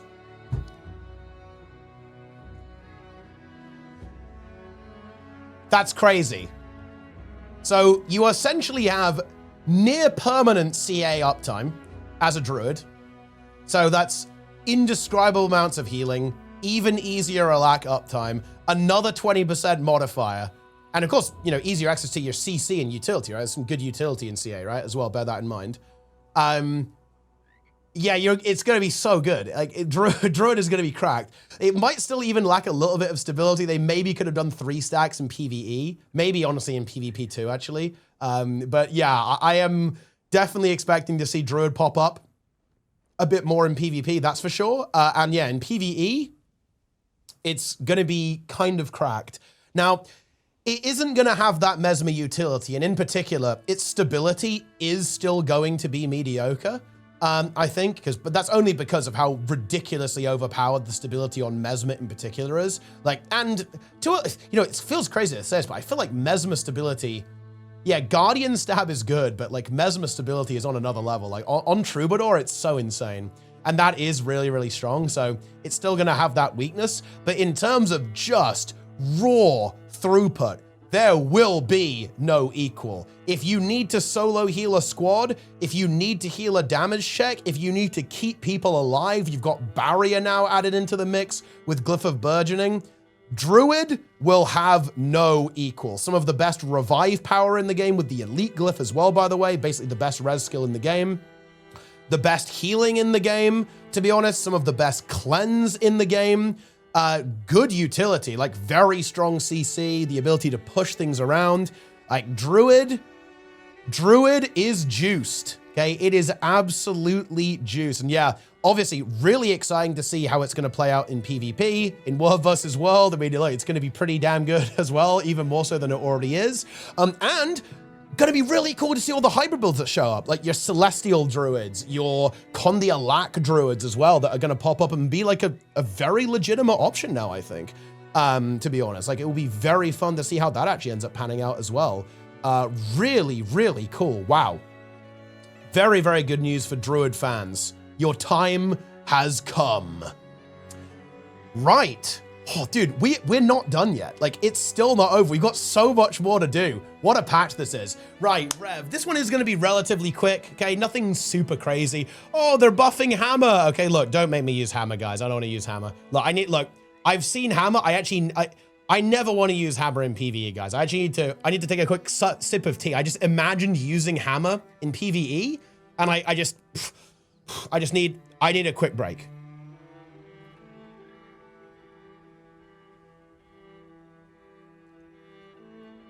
Okay. I've recovered from that. Now, you might think this looks like a buff. Right of the Great Dwarf. This skill will now also grant Condi damage reduction. But here's the important thing. Reduce the damage from 50 damage reduction from 50% to 33%. Now, this is actually a pretty significant nerf in most cases, in my opinion. Now, this is partly meta dependent, by the way, but in general, PvE, what's gonna get you? Power damage. World versus world, what's gonna get you? Power damage right now. PvP too, by the way. PvP a little bit less so. You do have some very strong Condi builds, very notably Condi Conduit in the meta currently, but still, even there, what's gonna get you is some big blast of power damage a lot of the time. So broadly speaking, in the current meta, this is quite a bit worse now, especially in World versus World, where you can use that right at the Great Dwarf to just have that pure defensive power to survive a push. In PvE too, this ability is really underrated in PvE, by the way. It's incredibly good to have 50% damage reduction. It will still be very strong in PvE, to be fair. But if you do want to get back to that 50%, you're going to have to invest in Versed in Stone and Retribution, which not many builds are potentially going to invest in that. I could maybe see some kind of build in World versus World that could like really specialize in damage reduction. Retribution could be taken in some build there. Maybe some kind of heal Revenant build could take it, like some kind of Jalis Ventari build perhaps, that could then spec into Versed in Stone to get that full pure damage reduction. Bear in mind, Versed in Stone basically did what it does now previously. It just gave you that 50%, it gave you that 50% reduced condition damage. Now it just makes it better and basically puts it back to how it was, right? So this ability will give you the old version, right? However, if the meta shifts, it turns into more of a Condi-oriented meta, right? Then of course you're going to get more value out of that Condi damage reduction. But broadly speaking, for now, I think this is actually going to be a significant reduction in the power level of Right of the Great Dwarf. But still good, like don't get me wrong, that's a 33% DR is a very good effect, because of course that stacks with prot, stacks with resolution, whatever other kind of effects that you have. Now, another one that's going to be hard to quantify. We have got some Renegade reworks coming through here, and they're kind of spicy, actually. So, big trait reworks. Ashen Demeanor. This trait has been reworked. Gain Might, Resistance, and Callous Fervor when you use a healing skill. Bold Reversal. This trait has been reworked. Citadel order skills are improved. Heroic Command gives swiftness. Citadel Bombardment applies vulnerability. Orders from Above grants protection.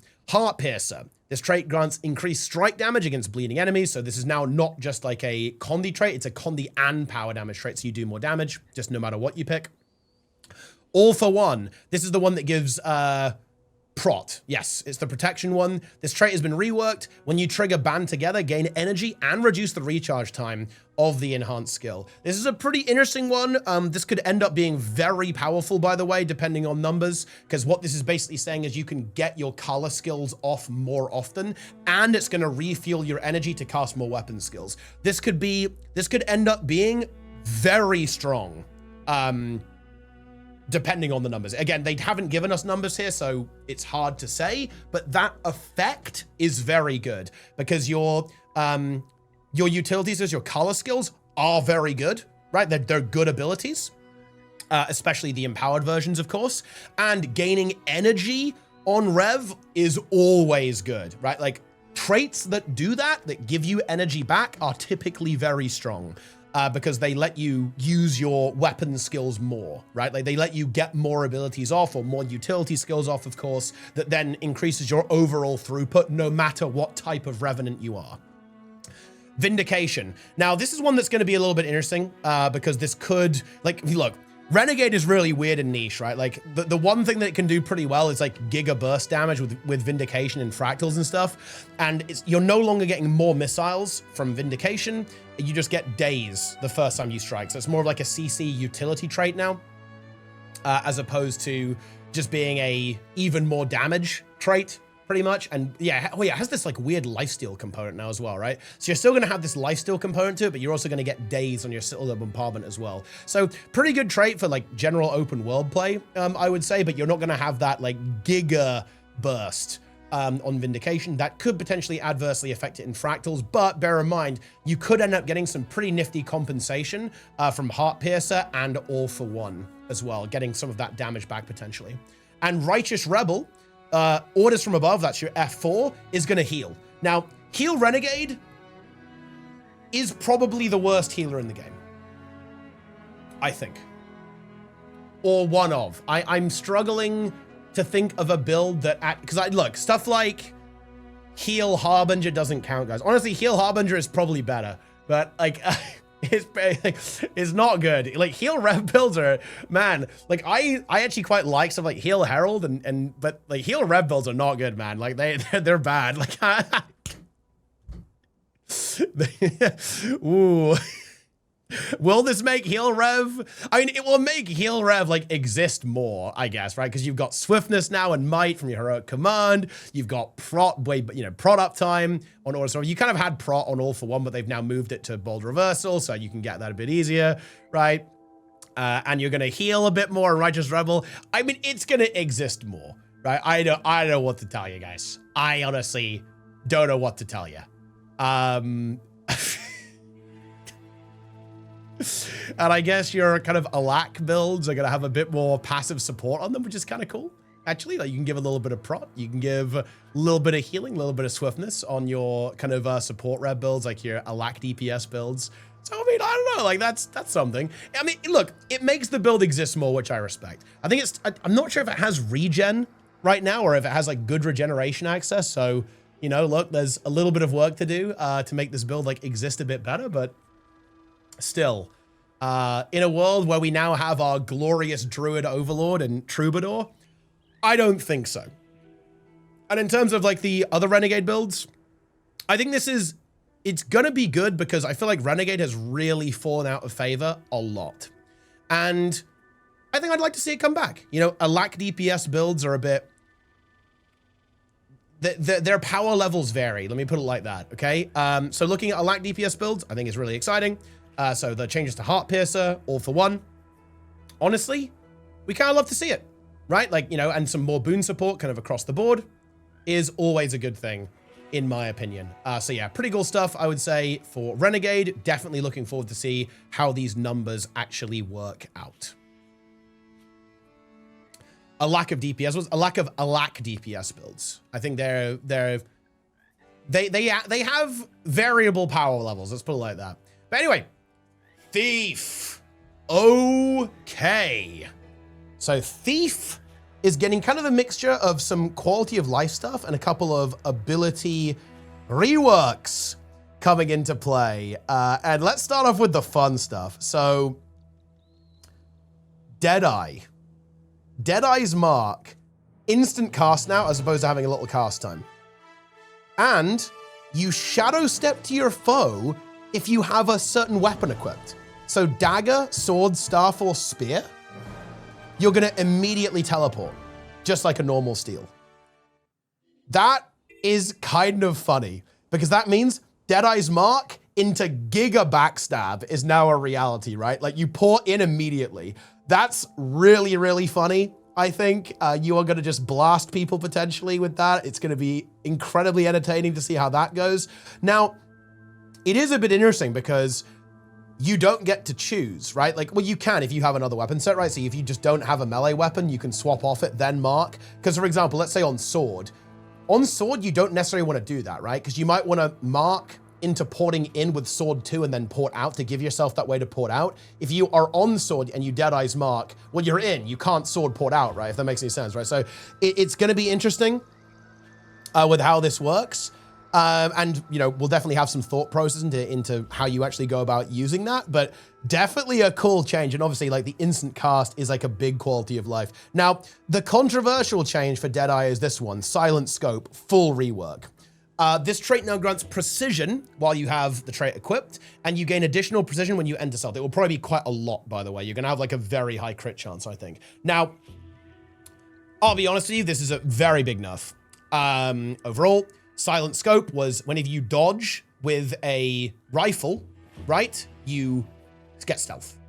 Obviously amazing, right? Like, insanely strong.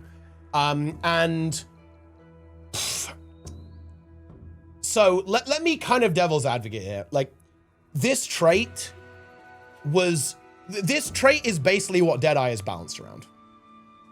Okay? And it always has been. Because that effect is outrageously strong. And ultimately is kind of why Deadeye has been like obliterated, particularly in PvP, and just everywhere really.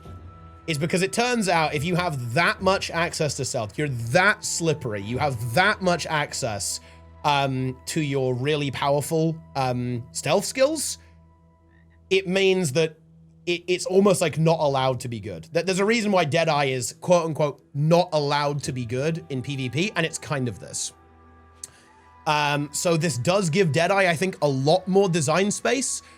It's probably a pretty brutal nerf until some kind of follow-up comes through, like a little bit of quality of life here, and also a bit of quality of life on Death's Advance. Death's Advance, basically, Sniper's Cover, which is, you know, your 5th skill, right?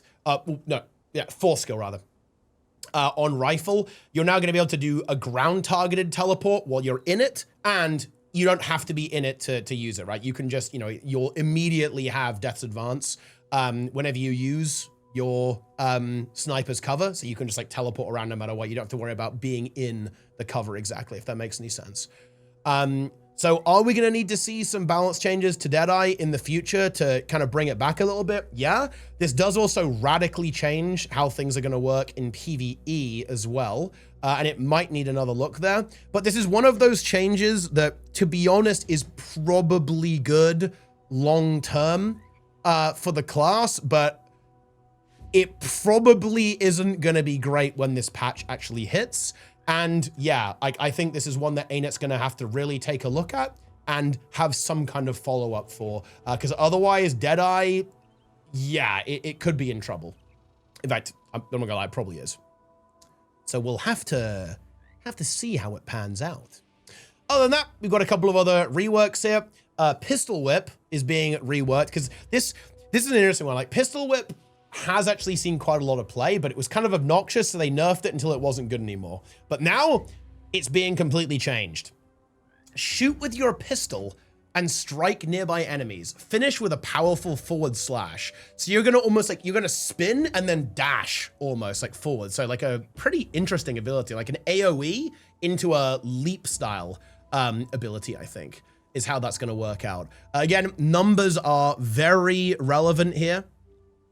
We'll have to see how powerful that actually is. But yeah, you're going to have like a big damage component attached to this. Like, and that means they can probably make the initiative cost a little bit less. Because basically the reason why this really fell out of favor is the initiative cost just went so high that it just became unplayable. However, there is a reason why they did that. Like, it was a very obnoxious build. It had a lot of evade uptime. It was kind of uninteractive, to be completely honest with you. Very frustrating to play against. This is more of an all-out damage ability. So you're going to rely on the mobility of Sword 2, the CC from Headshot, right? And like the stealth component of Black Powder with the blind to survive. And then you have like more of a, I don't know how to describe it. Like, it's, you know, you're a swashbuckling thief, you know, you're like a pirate, right? You're just super aggressive and doing big damage. Actually sounds pretty exciting, I think, in terms of the theoretical playstyle of that build. Smokescreen is kind of going old school, no longer a pulsing blind. Instead, when people walk into the field, you're going to get condies. I believe it's going to be blind and confusion, I think, is what they said. But yeah, it's going to be like that. And you gain stealth when you leave the smokescreen. So you plop down your smokescreen. People who come in after you are going to get condies on them. And then you're going to leave and get some stealth there as well. Pretty interesting. Like, it's weird because, again, thief skills are actually very competitive in utility skills. Thief has some like sick utility skills. Obviously, Shadow Step is one of them. Roll for initiative, that kind of stuff. Like, they're really good.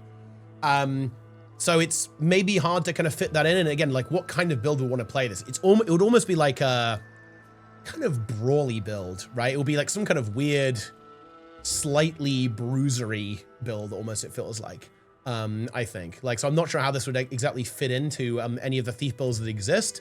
But look, it's different now. Maybe someone will come up with a good use for this. And I do think like kind of getting some more options for stealth access, especially when you're removing stuff like Silent Scope, is probably a good idea as well. And we kind of see that follow up here as well. Like this is also, I think, maybe to try and help Deadeye out here a little bit. Signet of Shadows is now going to give you stealth and swiftness when you use it, and it will remove all snares from you. Now, the cooldown is going up to 30 seconds because, again, that's a really strong effect, obviously, in PvP and World versus World. But that, again, is going to be another source of stealth that you can potentially use. Now, this is a really strange ability, actually. Like, they kind of kept adding more stuff to this over time. Because, like, right now, it blinds, weakness, applies vuln, and gives you dark aura at the same time on a really, really short cooldown. Like, it actually did see a little bit of play on some of the Antiquary builds that have been kind of going about right now. Because, yeah, it just turns out that having, like, that type of debilitation on a short cooldown is actually really strong. So that's going to kind of change up there. But yeah, just trying to get some more stealth access, I think, to potentially make up for some of the access that's been lost maybe on the Deadeye build. Next up is one that's actually kind of exciting. So Heal Spectre and Heal Thief is actually really underrated. Like, I'm not even memeing, it's very underrated. And Shadow Refuge is now going to give Condi and strike damage reduction to allies inside the field. Now, aside from the fact that this trolls any thieves you're playing with, because obviously like stealthing up the thieves can kind of meme them like, and all that kind of stuff, that is a really good effect. This ability is very strong. It's got a 35-second cooldown in PvE, which is 28 seconds with Alacrity. And let's say it's 33%. 33% damage reduction for 5 seconds when you plonk that down. Very, very strong effect indeed. To be honest, I can definitely imagine that seeing play, especially because this is a fun fact. Shadow Refuge actually revives people. It's undocumented. It doesn't say on the tooltip, but check the wiki. Look at this. Despite not being mentioned in the tooltip, this skill's pulsing heal provides percentage healing to downed allies. I believe it's 5% per second, if I'm not mistaken. So that's actually a very good skill. Think about this skill. It heals, it gives stealth, it gives damage reduction, and it also revives, right? That's one hell of a spell for a healer support thing. Like, to be honest, if you can squeeze that into your bar, even as a DPS player, that's actually really good. By the way, you know, maybe you're on Ceres, for example, you're on Ura, right? Maybe you're on Greer, some of these higher pressure PvE fights, slap that down, you're tanking up, right? You're having a good time with that. Or indeed, you're reviving allies that players are going down, so you can revive people. Again, very short cooldown, good healing output on that. Damage reduction can help you kind of revive and get out of a sticky situation. That's going to be an insanely good spell. And like I said, Heal Thief is already underrated. Heal Spectre, after the recent reworks, is kind of a juicy build. And this is going to help it out even more if you can fit that on the bar. Just be aware of that. So a couple of the changes to Deadly Arts in particular, a couple of, you know, light reworks here pretty much to just, it's kind of just like jiggling stuff around really. Even the odds, you don't get Might, you apply Cripple and Blindness when you get a stealth attack. That's honestly pretty nifty. You can blind them so they can't retaliate after you get like a big backstab or something, and cripple them so they can't get away. The Might from Even the Odds is basically ending up on Lotus Poison, by the way. This trait grants Might when you poison an enemy. So that's just baked into the Deadly Arts trait line. So you're going to have some Might generation there pretty much no matter what. Improvisation was kind of useless on Spectre because you don't have stolen skills to double use. Now you're just going to get extra Shadow Force basically when you use Siphon, so it has at least some applicability. Panic Strike doesn't immobilize foes struck under the health threshold. Now you immobilize if they have more than a certain number of condies. We don't know how much that's going to be. Maybe it's going to be 3, maybe it's going to be 4, something like that, I would imagine. And this is probably better, I would say, because one, it means it will trigger earlier in PvE. So you're just going to get more value out of it, right? You're going to get that immobilize application. You're going to get more poison application coming from that immobilize, right? Because bear in mind, with Panic Strike, if you immobilize, you apply poison, right? Which is obviously good for your DPS. But in PvP, let's say that you have, you know, a Condi Burst. You're going to, boom, guarantee a Panic Strike, right? As opposed to only waiting and only getting it when they're under 50%. So you have more control over it, right? Than previously. Like and more control is almost always better. So this trait is going to end up a little bit better, I think. And Rending Shade, the final change to talk about here. This trait no longer inflicts fear on nearby foes when you strike a boonless foe. Instead, it destroys the foe's barrier if you stealth attack. If your stealth attack hits a boonless foe. Like, this is kind of a weird one, because I'm trying to think, like, I feel like it's pretty uncommon for this condition to be met. Because, fun fact, this trait actually did used to see play in PvP, by the way. But how many times does someone have barrier, but also no boons? Because I feel like those two things kind of tend to be coupled together a lot of the time. Like, you'll have boons and barrier. I'm just trying to think, like, when would you ever have barrier but no boons? So I almost feel like this trait, I really like the whole barrier break thing. I think some of that's really cool, especially for Thief, by the way. I think it's really cool. The idea that, you know, you're a thief and you stealth attack and just bam, you remove all their barrier, their defenses are shattered, rendered. I think this trait is going to need a bit more, like, for it to be a serious consideration. Because I just think that meeting this condition is going to be very hard in competitive modes. Or I think, anyway, I think it's going to be hard to meet this condition. Maybe just adding some boon rip onto it as well. So in other words, if you had the order of operations, let's say it's like, ooh, your stealth attacks remove 3 boons, and then if they don't have any boons, bam, their barrier's gone as well. Right? Oh, it actually does, yeah. I forgot about that, because like nobody plays this. It steals 2 boons. So maybe, well, maybe that's good. So if you hit someone with 2 boons or less, it will remove their barrier as well? Okay.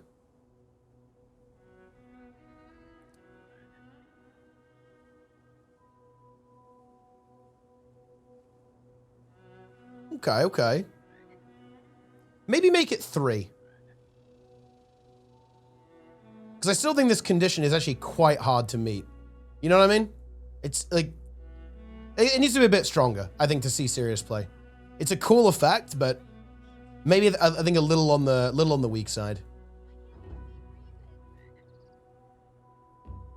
But yeah, I don't know. That's numbers. I don't know what to tell you.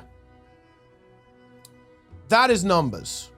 But anyway, that's the deal with Thief. A little bit of a mixed bag, I guess. You know, if you're a Deadeye main, you're definitely not happy. If you're a Heal Spectre main, you definitely are. I think if you're a script main in PvP, you also might not be overjoyed. So it is what it is. But look, if you like Pistol Whip, you might be in luck. You can be like a swashbuckling pirate. Very exciting. And last, but definitely not least, guys, we find ourselves at Warrior. Ooh. And look, actually, we can quickly get, no, wait, can we get this stuff done quickly here? Look, Sword is a full Condi weapon now. I'm actually not the biggest fan of this. I kind of like that Sword was a bit hybridy, right? And it was like, oh, you know, you have this mobility on it. It has an immobilize, but you've got this power damage as well with Final Thrust. It's kind of an interesting, not fully power, not fully Condi weapon. Tended to lean a bit towards Condi in PvE, but still had a kind of cool power component to it, especially in PvP. Actually, like, it was a, you know, very common to see Sword being used on really big bursty builds like Rifle Warrior for the mobility, but also the Final Thrust. But now it's going to be much more Condi focused. Savage Leap is going to apply Condis. Final Thrust has been reworked and renamed Rend. You're gonna maim your target with an immobilizing strike, then deliver a devastating blow that inflicts heavy bleeding. So it's not gonna have that execute component anymore. It's just gonna be, oh, big damage, big bleed, and the immobilize. And Flurry, one of the skills that I feel like hasn't changed since launch is now getting a rework. You sweep your blade around yourself, slicing nearby enemies. That's going to apply bleeding, by the way. It doesn't say, but it applies bleeding. This effect increases with adrenaline level. Heal if you strike a target, healing more if they're bleeding. That scales up to 25 bleed stacks, by the way. This is probably going to heal you quite a bit. And what's this going to do? They want to, I think they want to help out Condi Berserker, specifically in PvP. They want to give you this duelist, slightly more mobile build, because Condi Berserker is actually quite decent in PvP right now. But one of the issues that it does have is that it doesn't have a lot of mobility, and mobility is pretty important if you're a duelist. It means you can try to escape, right? You can kite. And now the fact that, oh, well, hold on. You could go for a sword main hand. You could play something like sword, mace, shield, right? For example. Could be a build you could play, like something like that on Berserker. So you've got your mobility set, sword offhand is super good, mace main hand is amazing for Condi throughput. You could have shield as a defensive option, or whatever other weapon you could go for, right? Maybe you could go, well, you could even drop the mace entirely. Like that would be interesting, because honestly, like mace has been like the bread and butter of Condi Berserker for a long time, but maybe sword is actually enough damage. Right? I think you'll struggle with the Condi diversity. That's where you're going to struggle, honestly, with Condi Berserker, because it's like very bleeding focused. And having that Condi spread of the mace main hand with Skull Grinder is really good. So it's harder to, deal with your Condis, harder to cleanse that out. And obviously just, Skull Grinder is a really strong Condi skill, just in general. But definitely some options there, I'd say, to pick up there. A bit more sustain with the Bloodthirster as well. You can land that in addition to your defense trait line, of course, there as well. The Immobilize being moved over to Rend is pretty interesting, because that means you could rend someone, get the Immobilize, swap over to your mace, and wallop them with the mace. You've got that kind of combo setup. A lot of possibilities. And if you're getting ganked, if you're getting +1, you can go ahead and leap around with your Savage Leap as well to have that additional kiting potential. So I think we're going to see some experimentation with that in PvP 100%. And look, if you're a Condi Warrior enjoyer, a Condi Berserker enjoyer, that's obviously good news for you as well, because this is just going to directly enhance your build, almost certainly, with Final Thrust becoming Rend. And of course, Flurry is going to probably end up doing a bit more Condi damage, and Savage Leap is going to do more Condi damage as well. So happy days if you're a Condi Berserker there as well. A couple of other improvements to some of these other weapons as well. Wastrel's Ruin is now going to do more damage in PvP and World vs. World. This is the Dagger 4 skill, and Bladestorm is now Hush Blade, which is going to be, instead of being this kind of weird channeled ability that blocks projectiles, you're going to have like an instant cone that does AoE CC. Is it going to see play? I think it's tough, actually. Like Warrior main hand, I feel like has never been much of a dagger angle. It's always been shield is obviously really good. Two-handers are really good, which obviously means you can't play an offhand dagger. Like torch, shield, and more recently, sword offhand is also really good. Actually, on a lot of these builds. So is it going to see play? I'm still definitely pretty skeptical of that. But you never know. You never know, do you guys? You don't. But I do have big news. A build that has been power crept is back. Oh yes. Hammer Spellbreaker in PvE, guys. Oh yeah. Earthshaker, 2 to 2.75 power coefficient. Staggering Blow, 1 to 1.5 power coefficient. Backbreaker, 1.5 to 2.25. Big buffs to the Hammer Spellbreaker.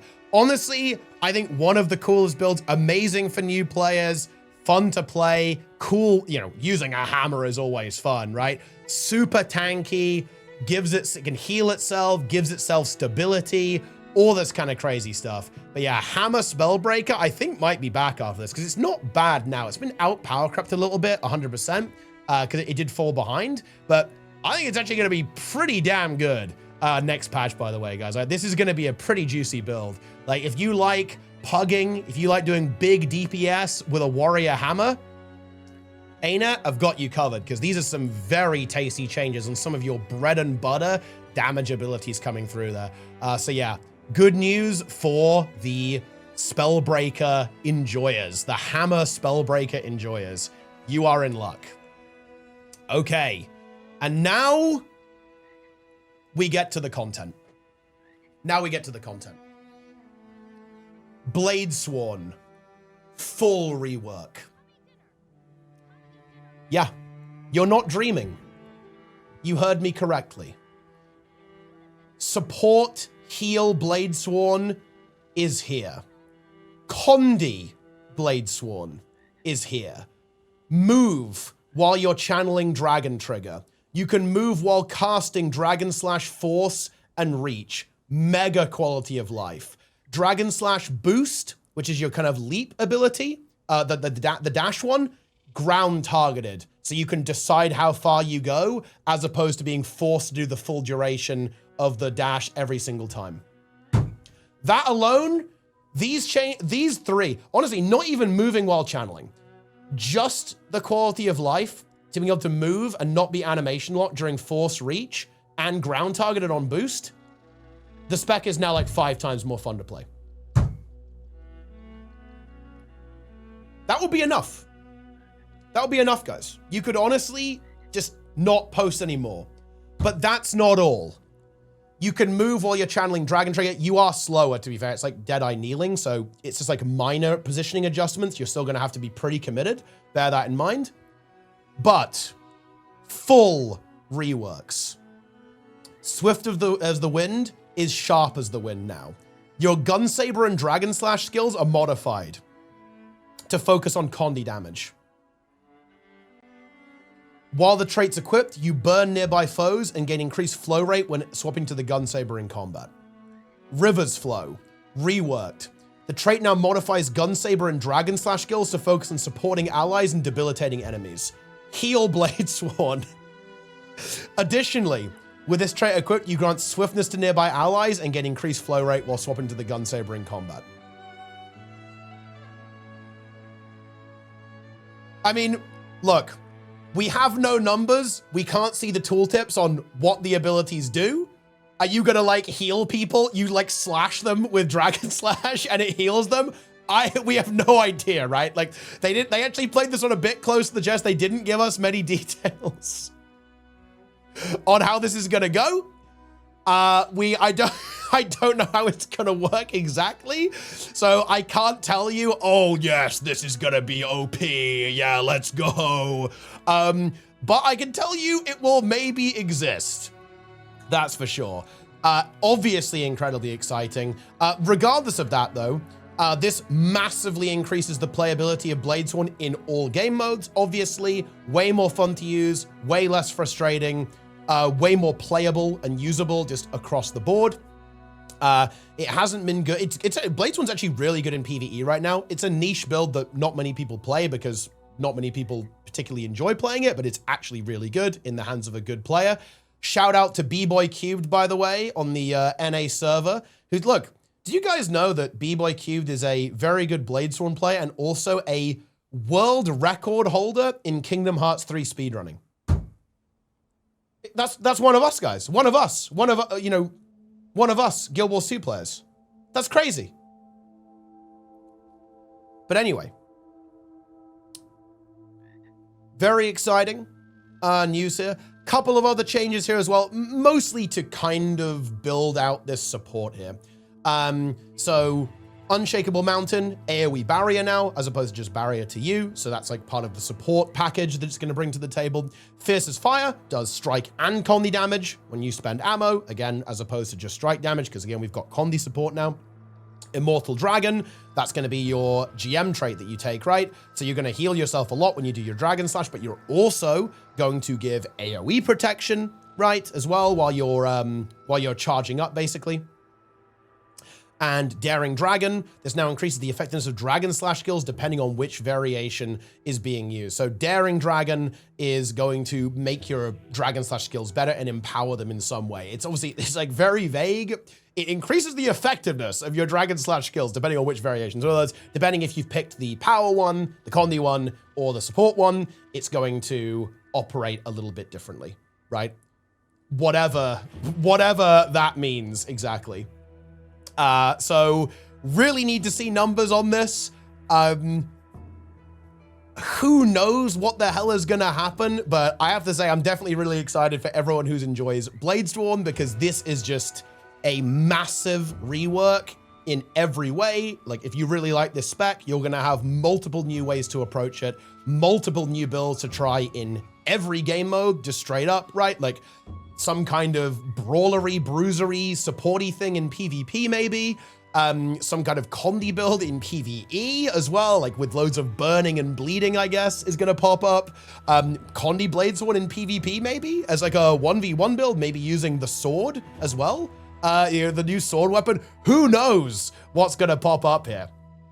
We really have absolutely no idea. And yeah, they changed Dragon Spike Mine, again, to kind of facilitate this Condi thing, right? You're gonna get some bleeding when you use the Dragon Spike Mine, as opposed to just doing some power damage, as well as across the board.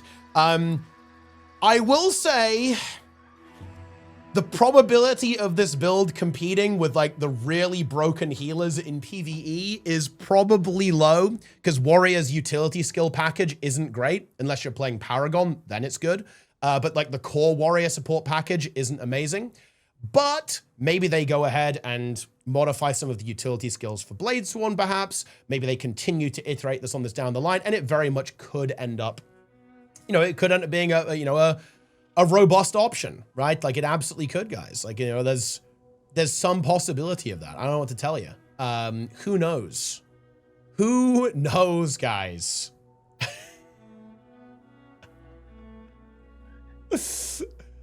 Wow. I never thought I'd see the day. But yeah, that is actually going to wrap up this balance patch. That was a big one. I don't even know how long this video is, but either way, it was worth it. Like, it's unbelievable. Of course, we get the Giga balance patch when 1, I've got to get up early in the morning, 2, I've got a bit of a cold, and 3, when it's like 40 degrees in my room because every window and door is shut and it's super warm in a heat wave and my PCs are literally melting the clothes off my back. But that's what we do here. That is the payoff, guys, for the content, for the memes. I will say a couple of things here. I would have really liked to have seen some Tempest changes here. Like support Tempest has, in my opinion, really fallen behind in PvE. Would have been cool to see some more stability there. Maybe, look, we're getting wacky with so many specs. Give us charges on shouts in PvE. Let's go. You know you want to, ArenaNet. You know you want to do it. Make it happen. Give Rebound 2 charges. Don't be a coward. Or at least give us a trait, okay, to enable that.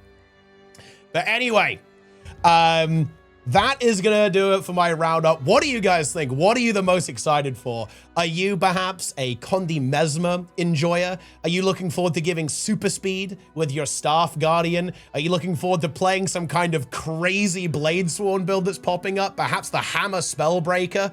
Okay, I don't know, like maybe Renegade's back on the menu as well. Are you a Druid fan? Are you coming out of hibernation ready to blast some support Druid in every game mode? Oh, and what about this? Do you want Doom to approach? The inevitable doom of the Harbinger? Are you ready to log into that? You're gonna press some epidemics? There's just so much to be excited for in this patch, I think, guys. Listen, we know maintenance mode. Dude, I've got to start doing this, okay?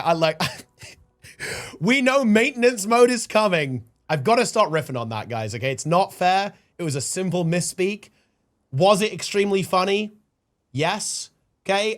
But we've got to start doing it, guys. We have to be well behaved. We can't go around saying maintenance mode the entire time. We can't be typing maintenance mode in Twitch chat or in the YouTube comments. That would simply be inappropriate as we go into our 18-month maintenance period before Guild Wars 3. But I'll tell you what, if we're getting patches like this, it's certainly going to be a fun time. And yeah, you guys looking forward to enter a flow state and weave self permanently as well? Is that what you're ready for?